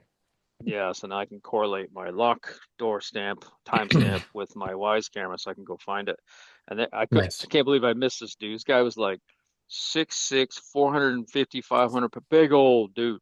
And I'm like, holy crap. And so I sent her a message and say, I don't do the warning thing or even the fees. I just sent a message to her through the app and I said, hey, look, I don't know who this person was, but we are a no guest policy. So if it happens again, I'll just have to ask you to leave. So I don't bother with I just can't afford it, right? So, and Yeah. this is the same person that, I mean, these aren't, I mean, it's like not the end of the world or whatever, but it's just, hey, those are the rules and they're there because I mean, hell, I got 8 people in the house. I don't need 9 or 10 and then plus if somebody does it, then it's like high school and somebody else does it. And the next thing you know, we have like 16 people living in the house and it gets out of hand. Or I've had the 2 in the morning, boyfriend, girlfriend going at it, yelling at each other or other noises. And so it's a mess. Gotcha. But yeah, I set up So the cameras, but the thank internet's you. because whatever takes the longest lead way. Like sometimes appliance orders, like here I needed fridges, so I'll look into that. I'll look into the internet right away. Obviously your contractors and all that. Hopefully you have that lined up, ahead of time. But yeah, anything with a long lead time, I try to, get that done first, and then work Hmm. on the other stuff. And then, cameras are just nicely, well, at least here you can do it in 2 hours. Just so happens there's a Amazon thing right in Buckeye or somewhere, so you can get it really quick here, which is awesome. Nice. Yeah. Are you moving your cameras from site to site once you've like sort of completed everything, or are you just keep No, them I there? leave them up. Yeah, I have them in the common areas. That's how I operate is I leave the cameras in the common areas like kitchen, laundry room. I have a ring. Well, I'm gonna change it out probably, but a doorbell camera.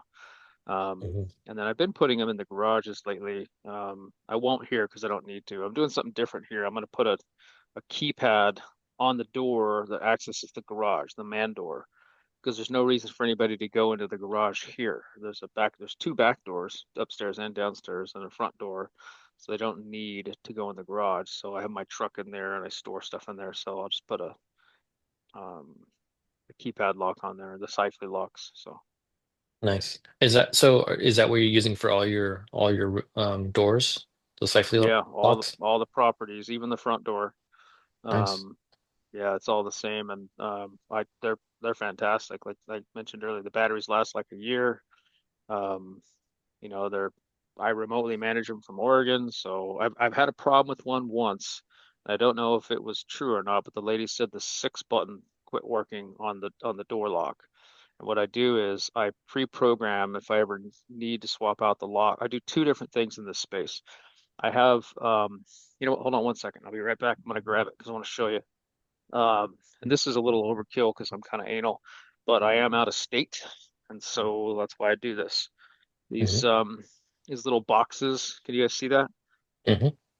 They're like they're cheap. You can get them for like they're plastics. It's not like hardcore. But they're little what do you call them? Key boxes, right? So what I do is I have 8 of these. And the reason I do this is because I'm out of state. I'll put the Sifley locks, they come with the keys, key fobs, which I don't use, number pad, thumbprint, and then also something called an E key where you can use your phone if you wanted to. The only thing I do is I use just the number pads. That's it. That way they can't lose a key or the key fob doesn't work and all that stuff, or they give it to a friend or copy the key and all that crap. So I don't do that. But what I do, I just said do, is I put the physical key in this box, one per box, because that way if something did happen and somebody is locked out, now fortunately I've been able to remotely unlock. I did have another situation I'll tell you about in a second. But if somebody did get locked out, then they could go to this key box that's in the garage and they could get their key if I absolutely had to, because if I'm out of state, and they need to get in the room for some reason, then I have a physical way to let them in the room. Right.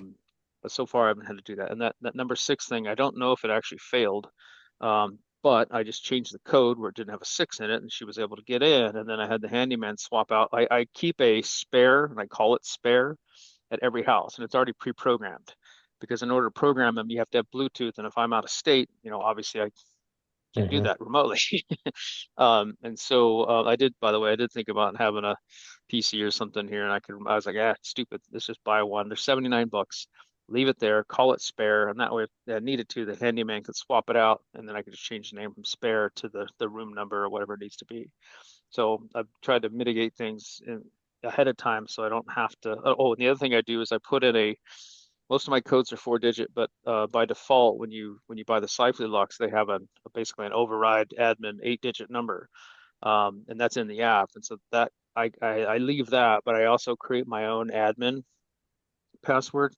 And the reason I do that is I'll just have it, but that way if something does happen, I can tell the member like, hey, use this code. Like if something where I've never had to do that, I've always been able to unlock the doors remotely because I use the gateway. That's why I like the Sifleys because once you program in the codes, they're there, right? And then the Hmm. only time you need the gateway is if you want to remotely log into the systems and do something. So the Sifley lock on its own will work because it's been programmed and it just works. It doesn't need an internet connection. The only time it needs that is when you're programming it.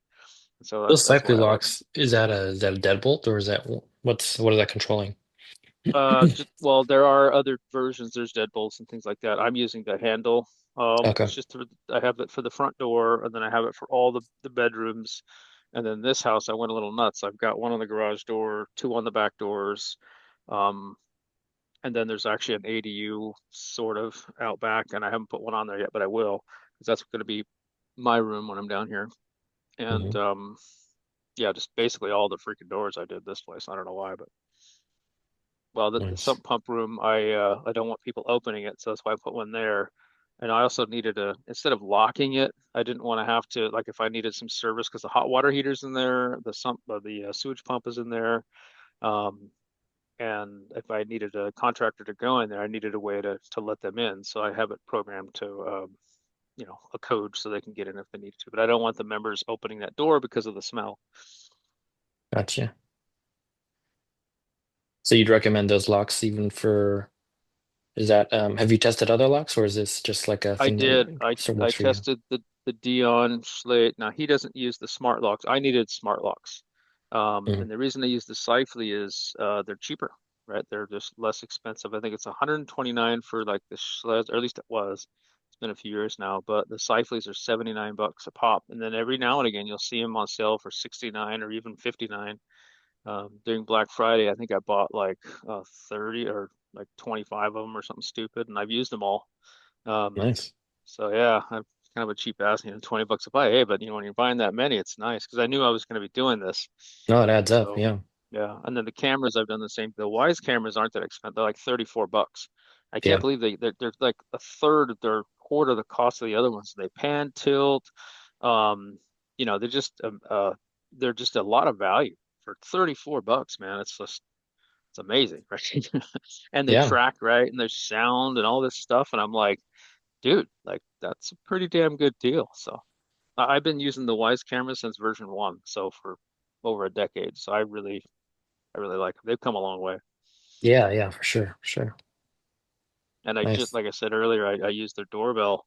Their doorbell is fantastic. Not only that, they have a forward-facing camera, and then they have a down-facing camera for like deliveries. Mm, I don't know. The fisheye works pretty good for the rings, but there's no down.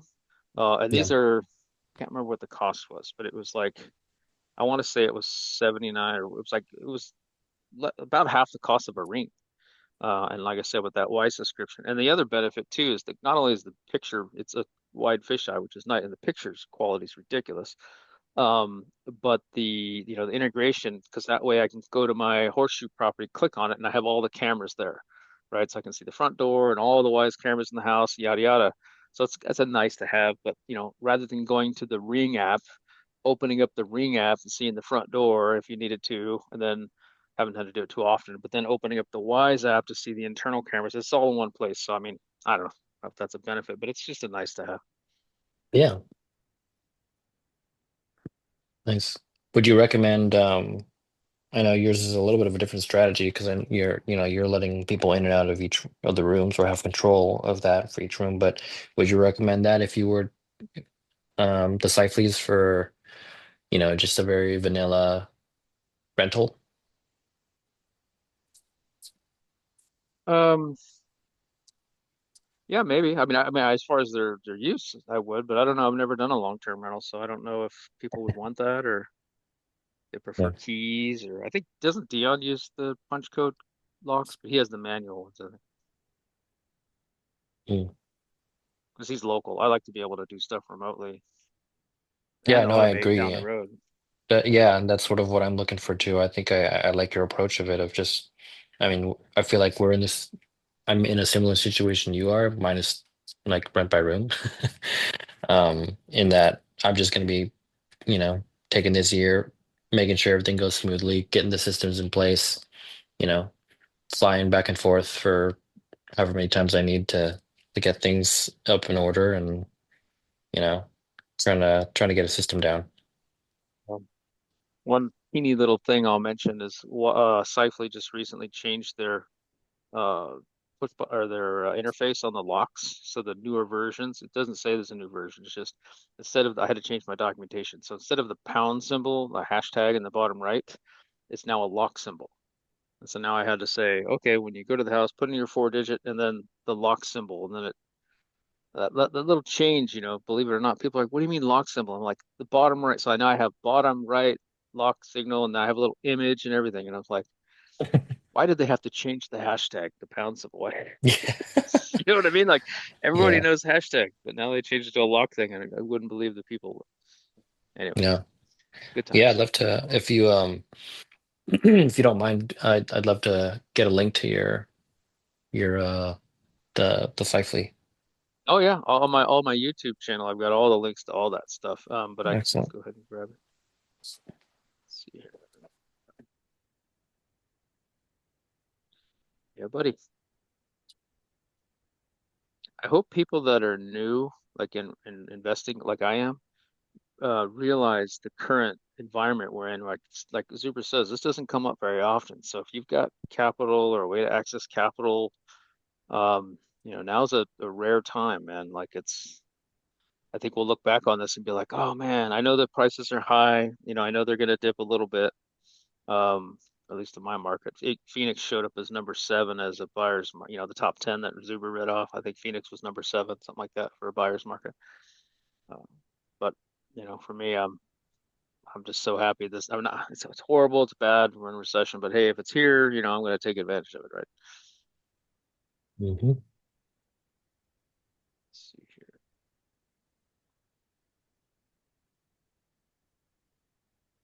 Let's see here. Yeah, I'm just going to post all this in here.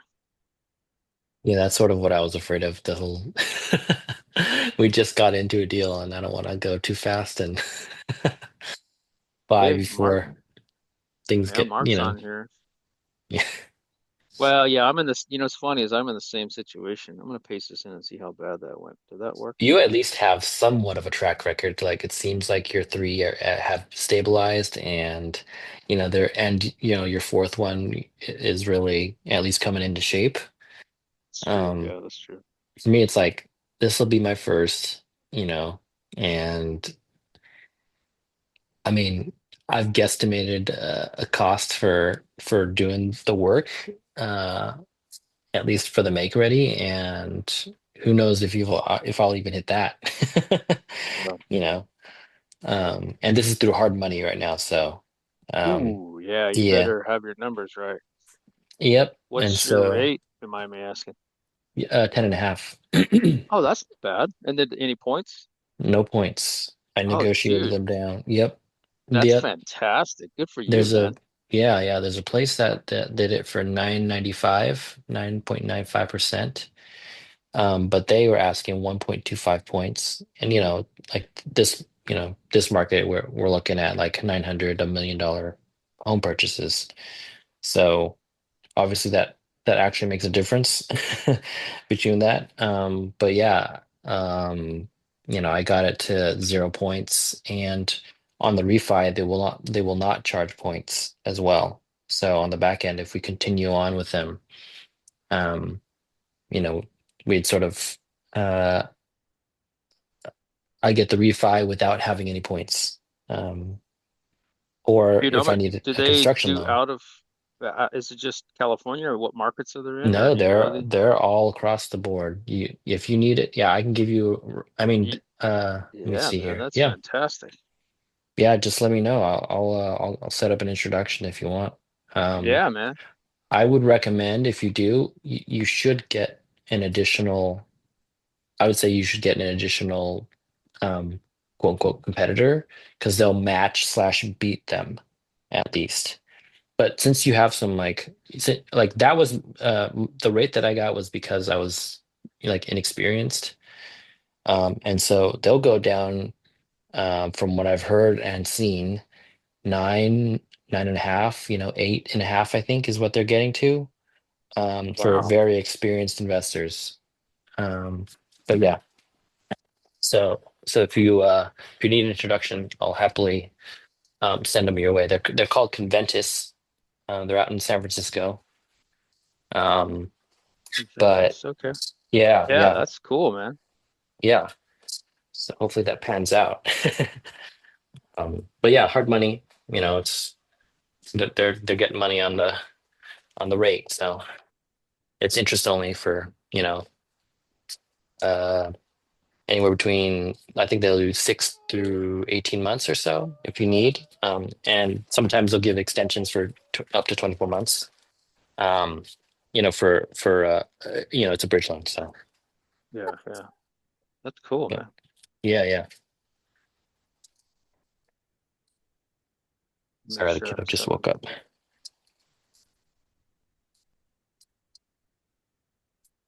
this gonna mute for a admin little bit. in here. All right, Okay. thanks. Yeah. Let's do this. You said you wanted the camera links. I'll post those in here too. Here we go. Here we go.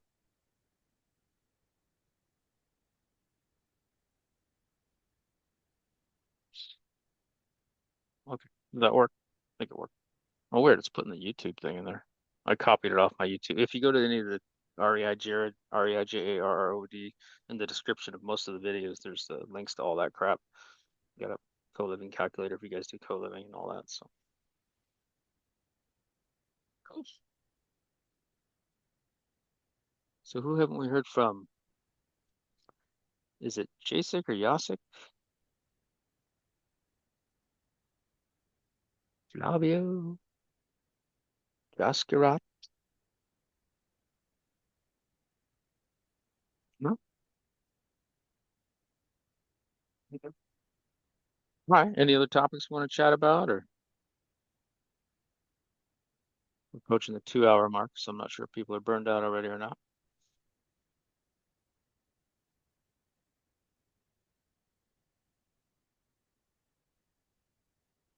Quiet group.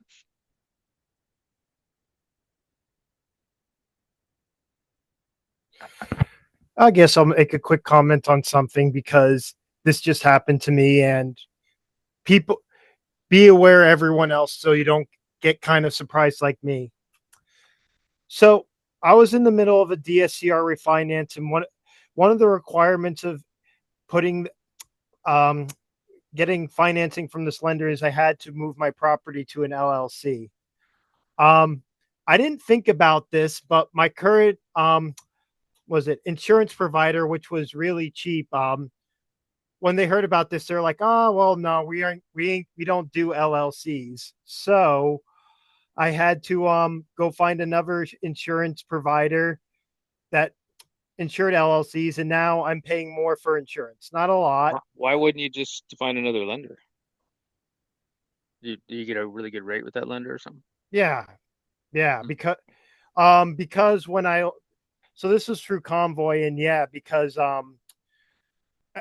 essentially when I did this, they offered me 6.4 while conventional was at 6.8.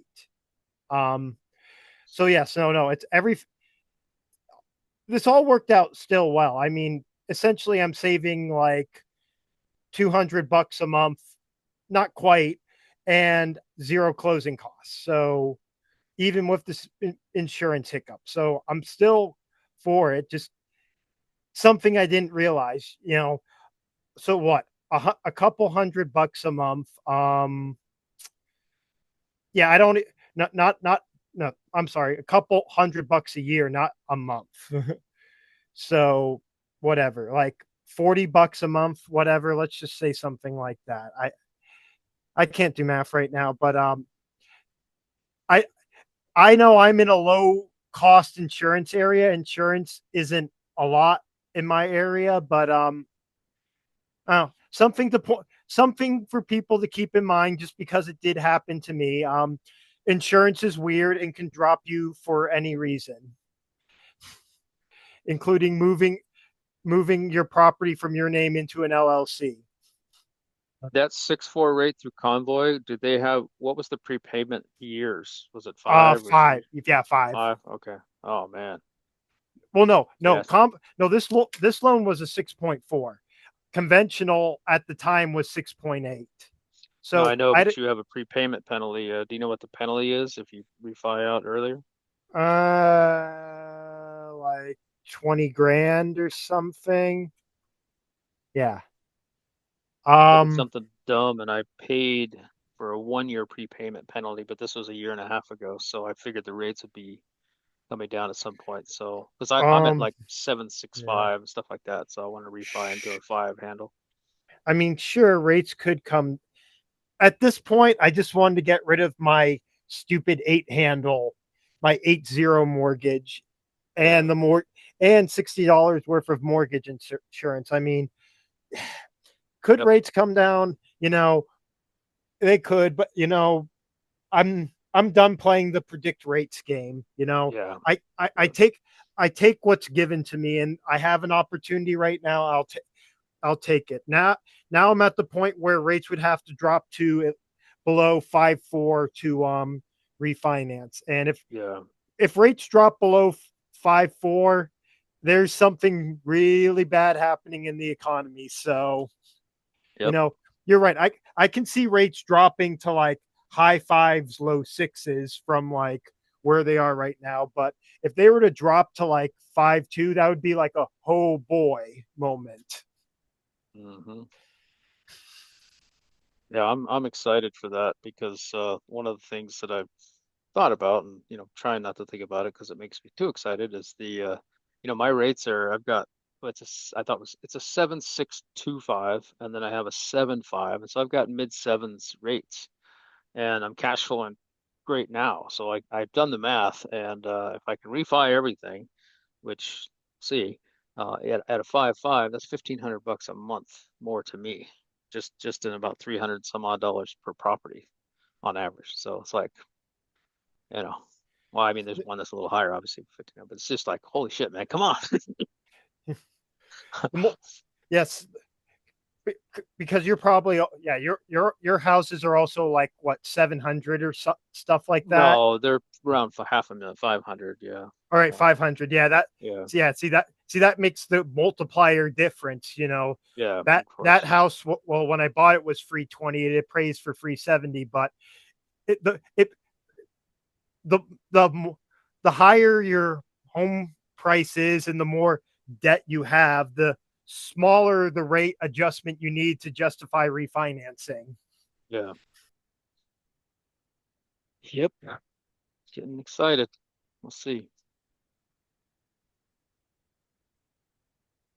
And if this change that I'm doing where I'm managing it myself works out well, like I think it will, and I'll give it a 6 month or a year time frame, probably a year in May of next year. Because if it works out, I may start peeling off my pad splits one at a time and managing those myself. And if I do that, that's an extra 1,500 to 2 grand a pop extra also.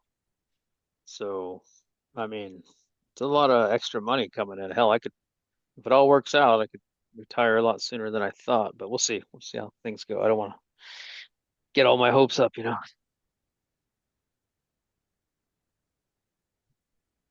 have to get better at marketing.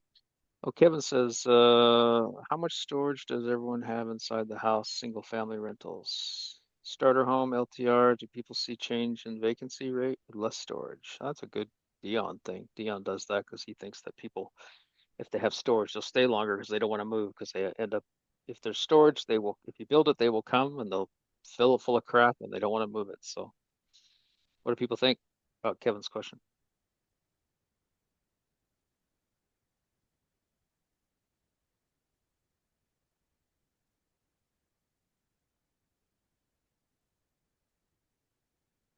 Nobody does long-term rentals here? I think you do, don't you, Robert? Um, well, I guess. I mean, how much storage does everyone have inside the house for single family homes?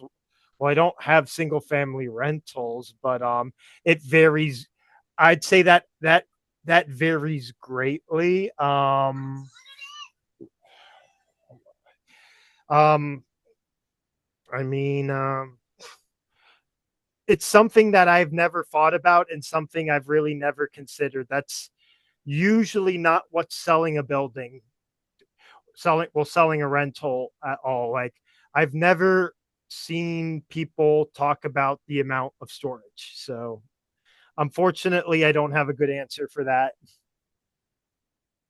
Kevin says that that's what he likes to have places with storage. So he thinks that, at least I think is what he said. He thinks that reduces the vacancy rate. I mean, Anything, yeah, Dion focuses on that. for I mean, he's talking in the context of single family homes, so Hmm. that might be different there. If someone's renting out a single family home, the expectation might be they have a garage with storage or a basement with storage or something like that. Since I do 2 to 4 units, that's never been an expectation really. I Right. mean, usually what storage they get. Now, I don't have any units like this, but it's usually in the basement of one of these buildings. They like have gated, sectioned off the areas for people to just store store things. It's like, all right, it, there's this locked section that's section for you, and they're not usually the entire basement. They're just like small places you can like fit like maybe like 5 tubs worth of clothes or something. Not really storage. So Kevin, if you've got room, let's say you have, I don't know if it's a 2 bedroom, 3 bedroom, whatever it is, but if you have like a office that doesn't have a closet, if that storage you're talking about, Dion, he mentioned that he had added a closet after somebody moved out and got $1,000 more a month in rent because he took a 2 bedroom and turned it into a 3 bedroom. So if that applies to you, you might look into the cost benefit analysis of storage versus if a room is not technically a bedroom with a closet, then maybe look into that if that's even remotely possible in your situation. Well, he's talking about, Kevin's asking about, he's got his kid with him, that's why he's typing. He says, what are people using for AC heating? Mini splits seems to be what people are using in San Diego. So I have mini splits. I have rooftops, and in a hot market like Arizona, you need, a name brand, in my opinion. I do use, there's some Chinese made mini splits, but the only time I use those is when I just need a single. Like if I was gonna, I forget the name of it. I would use a name brand if you're gonna use a condenser that has 4 to 8. Now in Arizona, even though they say they do 8, I wouldn't do 8. I would do 4 if you need to do multiple rooms. But there's also a mini split that only does single rooms, and they're cheaper. And so I use those. And so far, I'll have to look it up, but I've been using one for about I've had it for 2 years, but it was installed by the previous owner, and I think it's 7 years old now, and it's been working pretty well. But those are the ones I use if I just, because the only time I need them is if I build out the Arizona room in a house. So if I enclose the porch basically and then build it, then I need AC for that. So I'll do a mini split instead of trying to vent ducting and all that from the main house. But since I pay utilities, it's kind of a negative because they can do whatever they want with it. So, but it's one room. What do other people use for AC and heating?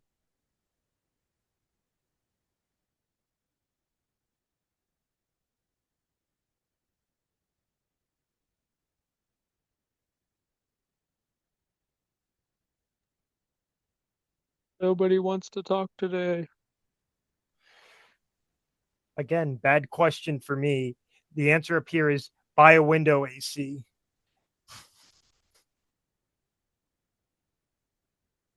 I have one of those actually. It just so happened one of the houses I bought had the old swamp cooler vent that was in the room that I was adding on. So what I did was because it vented. I don't like the ones that go in the windows because they look like crap, but this particular one it vented to the garage.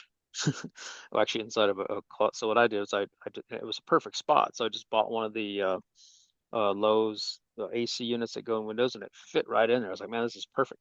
And it's a small room. It's the smallest room I have, and so it was just absolutely perfect. So that's what I did.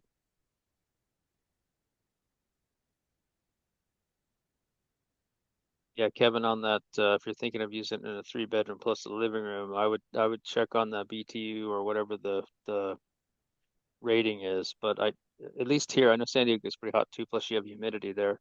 Um, even though the mini split says it does like 8 rooms or whatever square footage, I've I would really check with other people that maybe use that brand or whatever to make sure it actually does. From what I understand, well, Arizona's hot as hell, so it's a little different here, but basically cut it in half to make sure you're good. Because here we have, I don't think you guys get to 115, but we have 115, 120-degree weather, and you don't want to have AC not performing here anyway. So one thing I'll say on the mini splits is make sure, at least in Arizona, we have some dirty air. So mini splits have filters also. And if you have the kind that you take out and clean those. I do it every quarter. I know that's a little absurd, but and I change out the filters every quarter. I have a handyman goes through on a regular cadence that changes out not only the filters in the house, because I mean, This one I just changed a while ago, so it's not dirty, but they get dirty pretty quick here. So I'm not sure what markets you guys are in, but I feel like it helps with performance and also longevity of the AC unit. At least that's what the AC people tell me. So,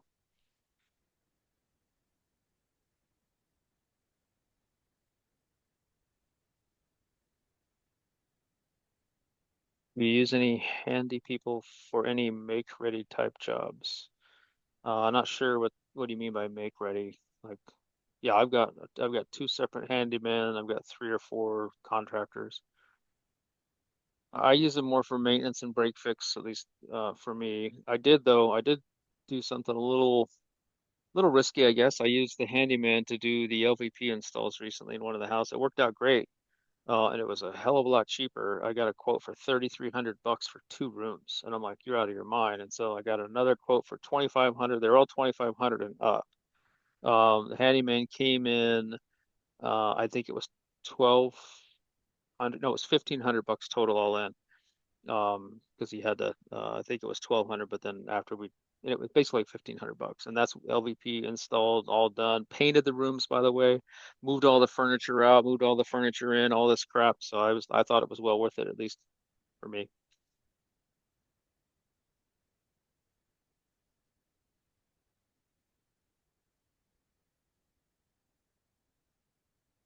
Yeah, yeah, they painted, they replaced the trim on the floors. I mean, that's what I was telling Tiffany. Oh, she's still here. That's what I was telling Tiffany. This was Alex, by the way, Tiffany. So he's a pretty eager kid, and just to make sure he was doing everything right, he pulled in a guy to help him out with it, just to make sure he was doing it the right way. He's done a lot of flooring, so that was kind of nice. I don't mind that. The guy's eager. As long as the job's done right and it's the same cost, I didn't care. So he actually took a little bit of a loss to bringing this guy in to help him with it. So he made sure he did it right. And I actually appreciated that. I thought that was cool. Yeah, I'm definitely going to email you because that is something I want to get done. So I'll definitely email you to get his info. Yeah. And he's a good kid. I've only known him for 5 or so months. I found him off Thumbtack. I met him in person here my last trip down. But I've trusted him with some stuff like I just wired him or I Zelled him $1,000. I used him I think 3 times up front for small jobs, kind of following Dion's advice. I have another handyman, Jerron, but he's a superintendent and he's been pretty busy, so I'll use him too. Now he's great. Now Jerron's great if you're doing big stuff. That guy can handle everything. He's a superintendent for a construction company, so he knows his stuff. He's replaced walls for me. Fixed all kinds of stuff. So heavier duty stuff, I'd probably use Jerron, even though he's a handyman. He's 50 bucks an hour. I mean, you can't beat that, right? And by the way, so is Alex. He's 50 bucks an hour. Um, it's relatively inexpensive, especially around here. Most of them are going to be 70, 75 at the cheapest. But these guys, I'm looking for value for ROI kind of thing, and also people I can trust. And both these guys, Jerron and Alex, I feel like I can trust them. I feel like I'm a good judge of character, but who knows? Maybe I'm wrong. So do your own due diligence and all that. But I've used them. I've probably used him 8, 9 times now in the last 5 months, and he's done a bang up job for everything. And I've had a lot of feedback from my members that say they like him. So that's another thing for me too, is when I do these small jobs, if they happen to interact with the members, because I care about what they think and if they're going to get along, if he's in the house and all that. If he's an asshole or something like that, it's not going to work for me because I don't want to offend the members or piss them off. So anyway, across the board, he's checked all the boxes for me, so I really like the guy. It's good. He's a young kid, but he's I like him. So, but in a year or so, he'll be busy and I won't be able to get him anymore. So that's that's what happens. The guys come in, they start off as handyman, they do great work, and then they scale up, and next thing you know, they're contractors or whatever the hell it is they're doing. So take advantage of them while you can. That was yeah, Thumbtack hire. Yeah, I've done a lot of Thumbtacks for small stuff. Oh, wait, what else did you put? Uh, Oh, I'll have to read that in a second. And I use just like Dion does the exact same thing. Got that from Dion. Use them for small jobs, and if you like them, great. I pay. The thing that I do is I pay right away. They send me pictures because I'm not local. My cleaning lady goes through, and my real estate agent will go through. He's around sometimes, so he'll check on stuff for me, and look at the jobs they've done, and then I'll Zell them right away. I try to pay right away, and they like that a lot, obviously. In this case, I had to buy LVP for the flooring, so I had to pay for that up front. So I'd used them a few times before, felt pretty uh, good about it. So I went ahead and sold them $1,000, and it worked out. So Glad it did because that would have sucked to been out $1,000.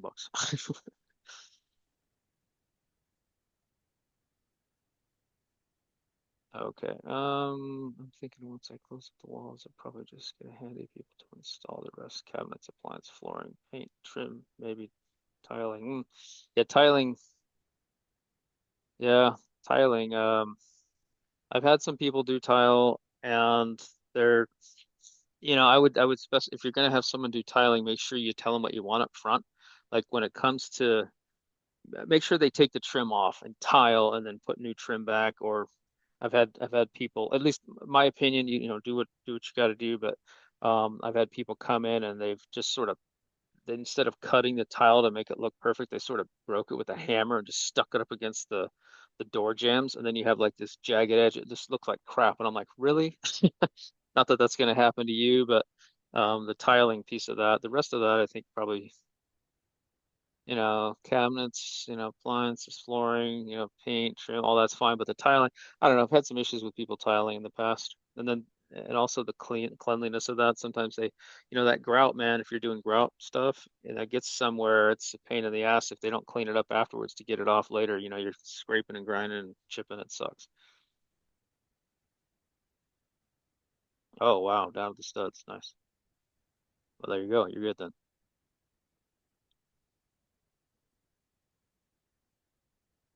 Alrighty. Anything else, Kevin?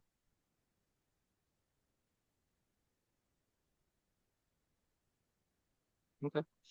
Well, we can go ahead and wrap it up, guys, if there's nothing else. Oh, good for now. Okay, cool. All right. Well, seems like we're winding down here. We're 2 hours and some change in, so that's pretty good. I'll give it a three count.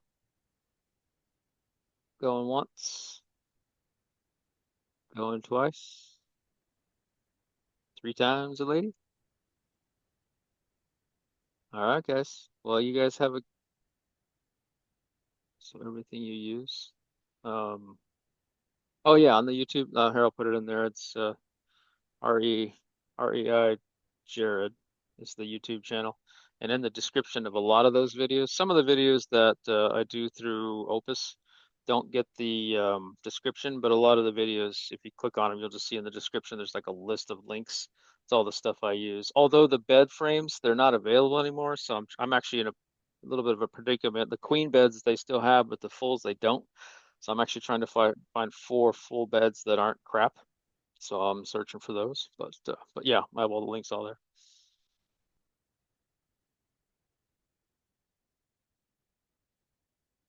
All right. That it, Kevin? Says before I forget.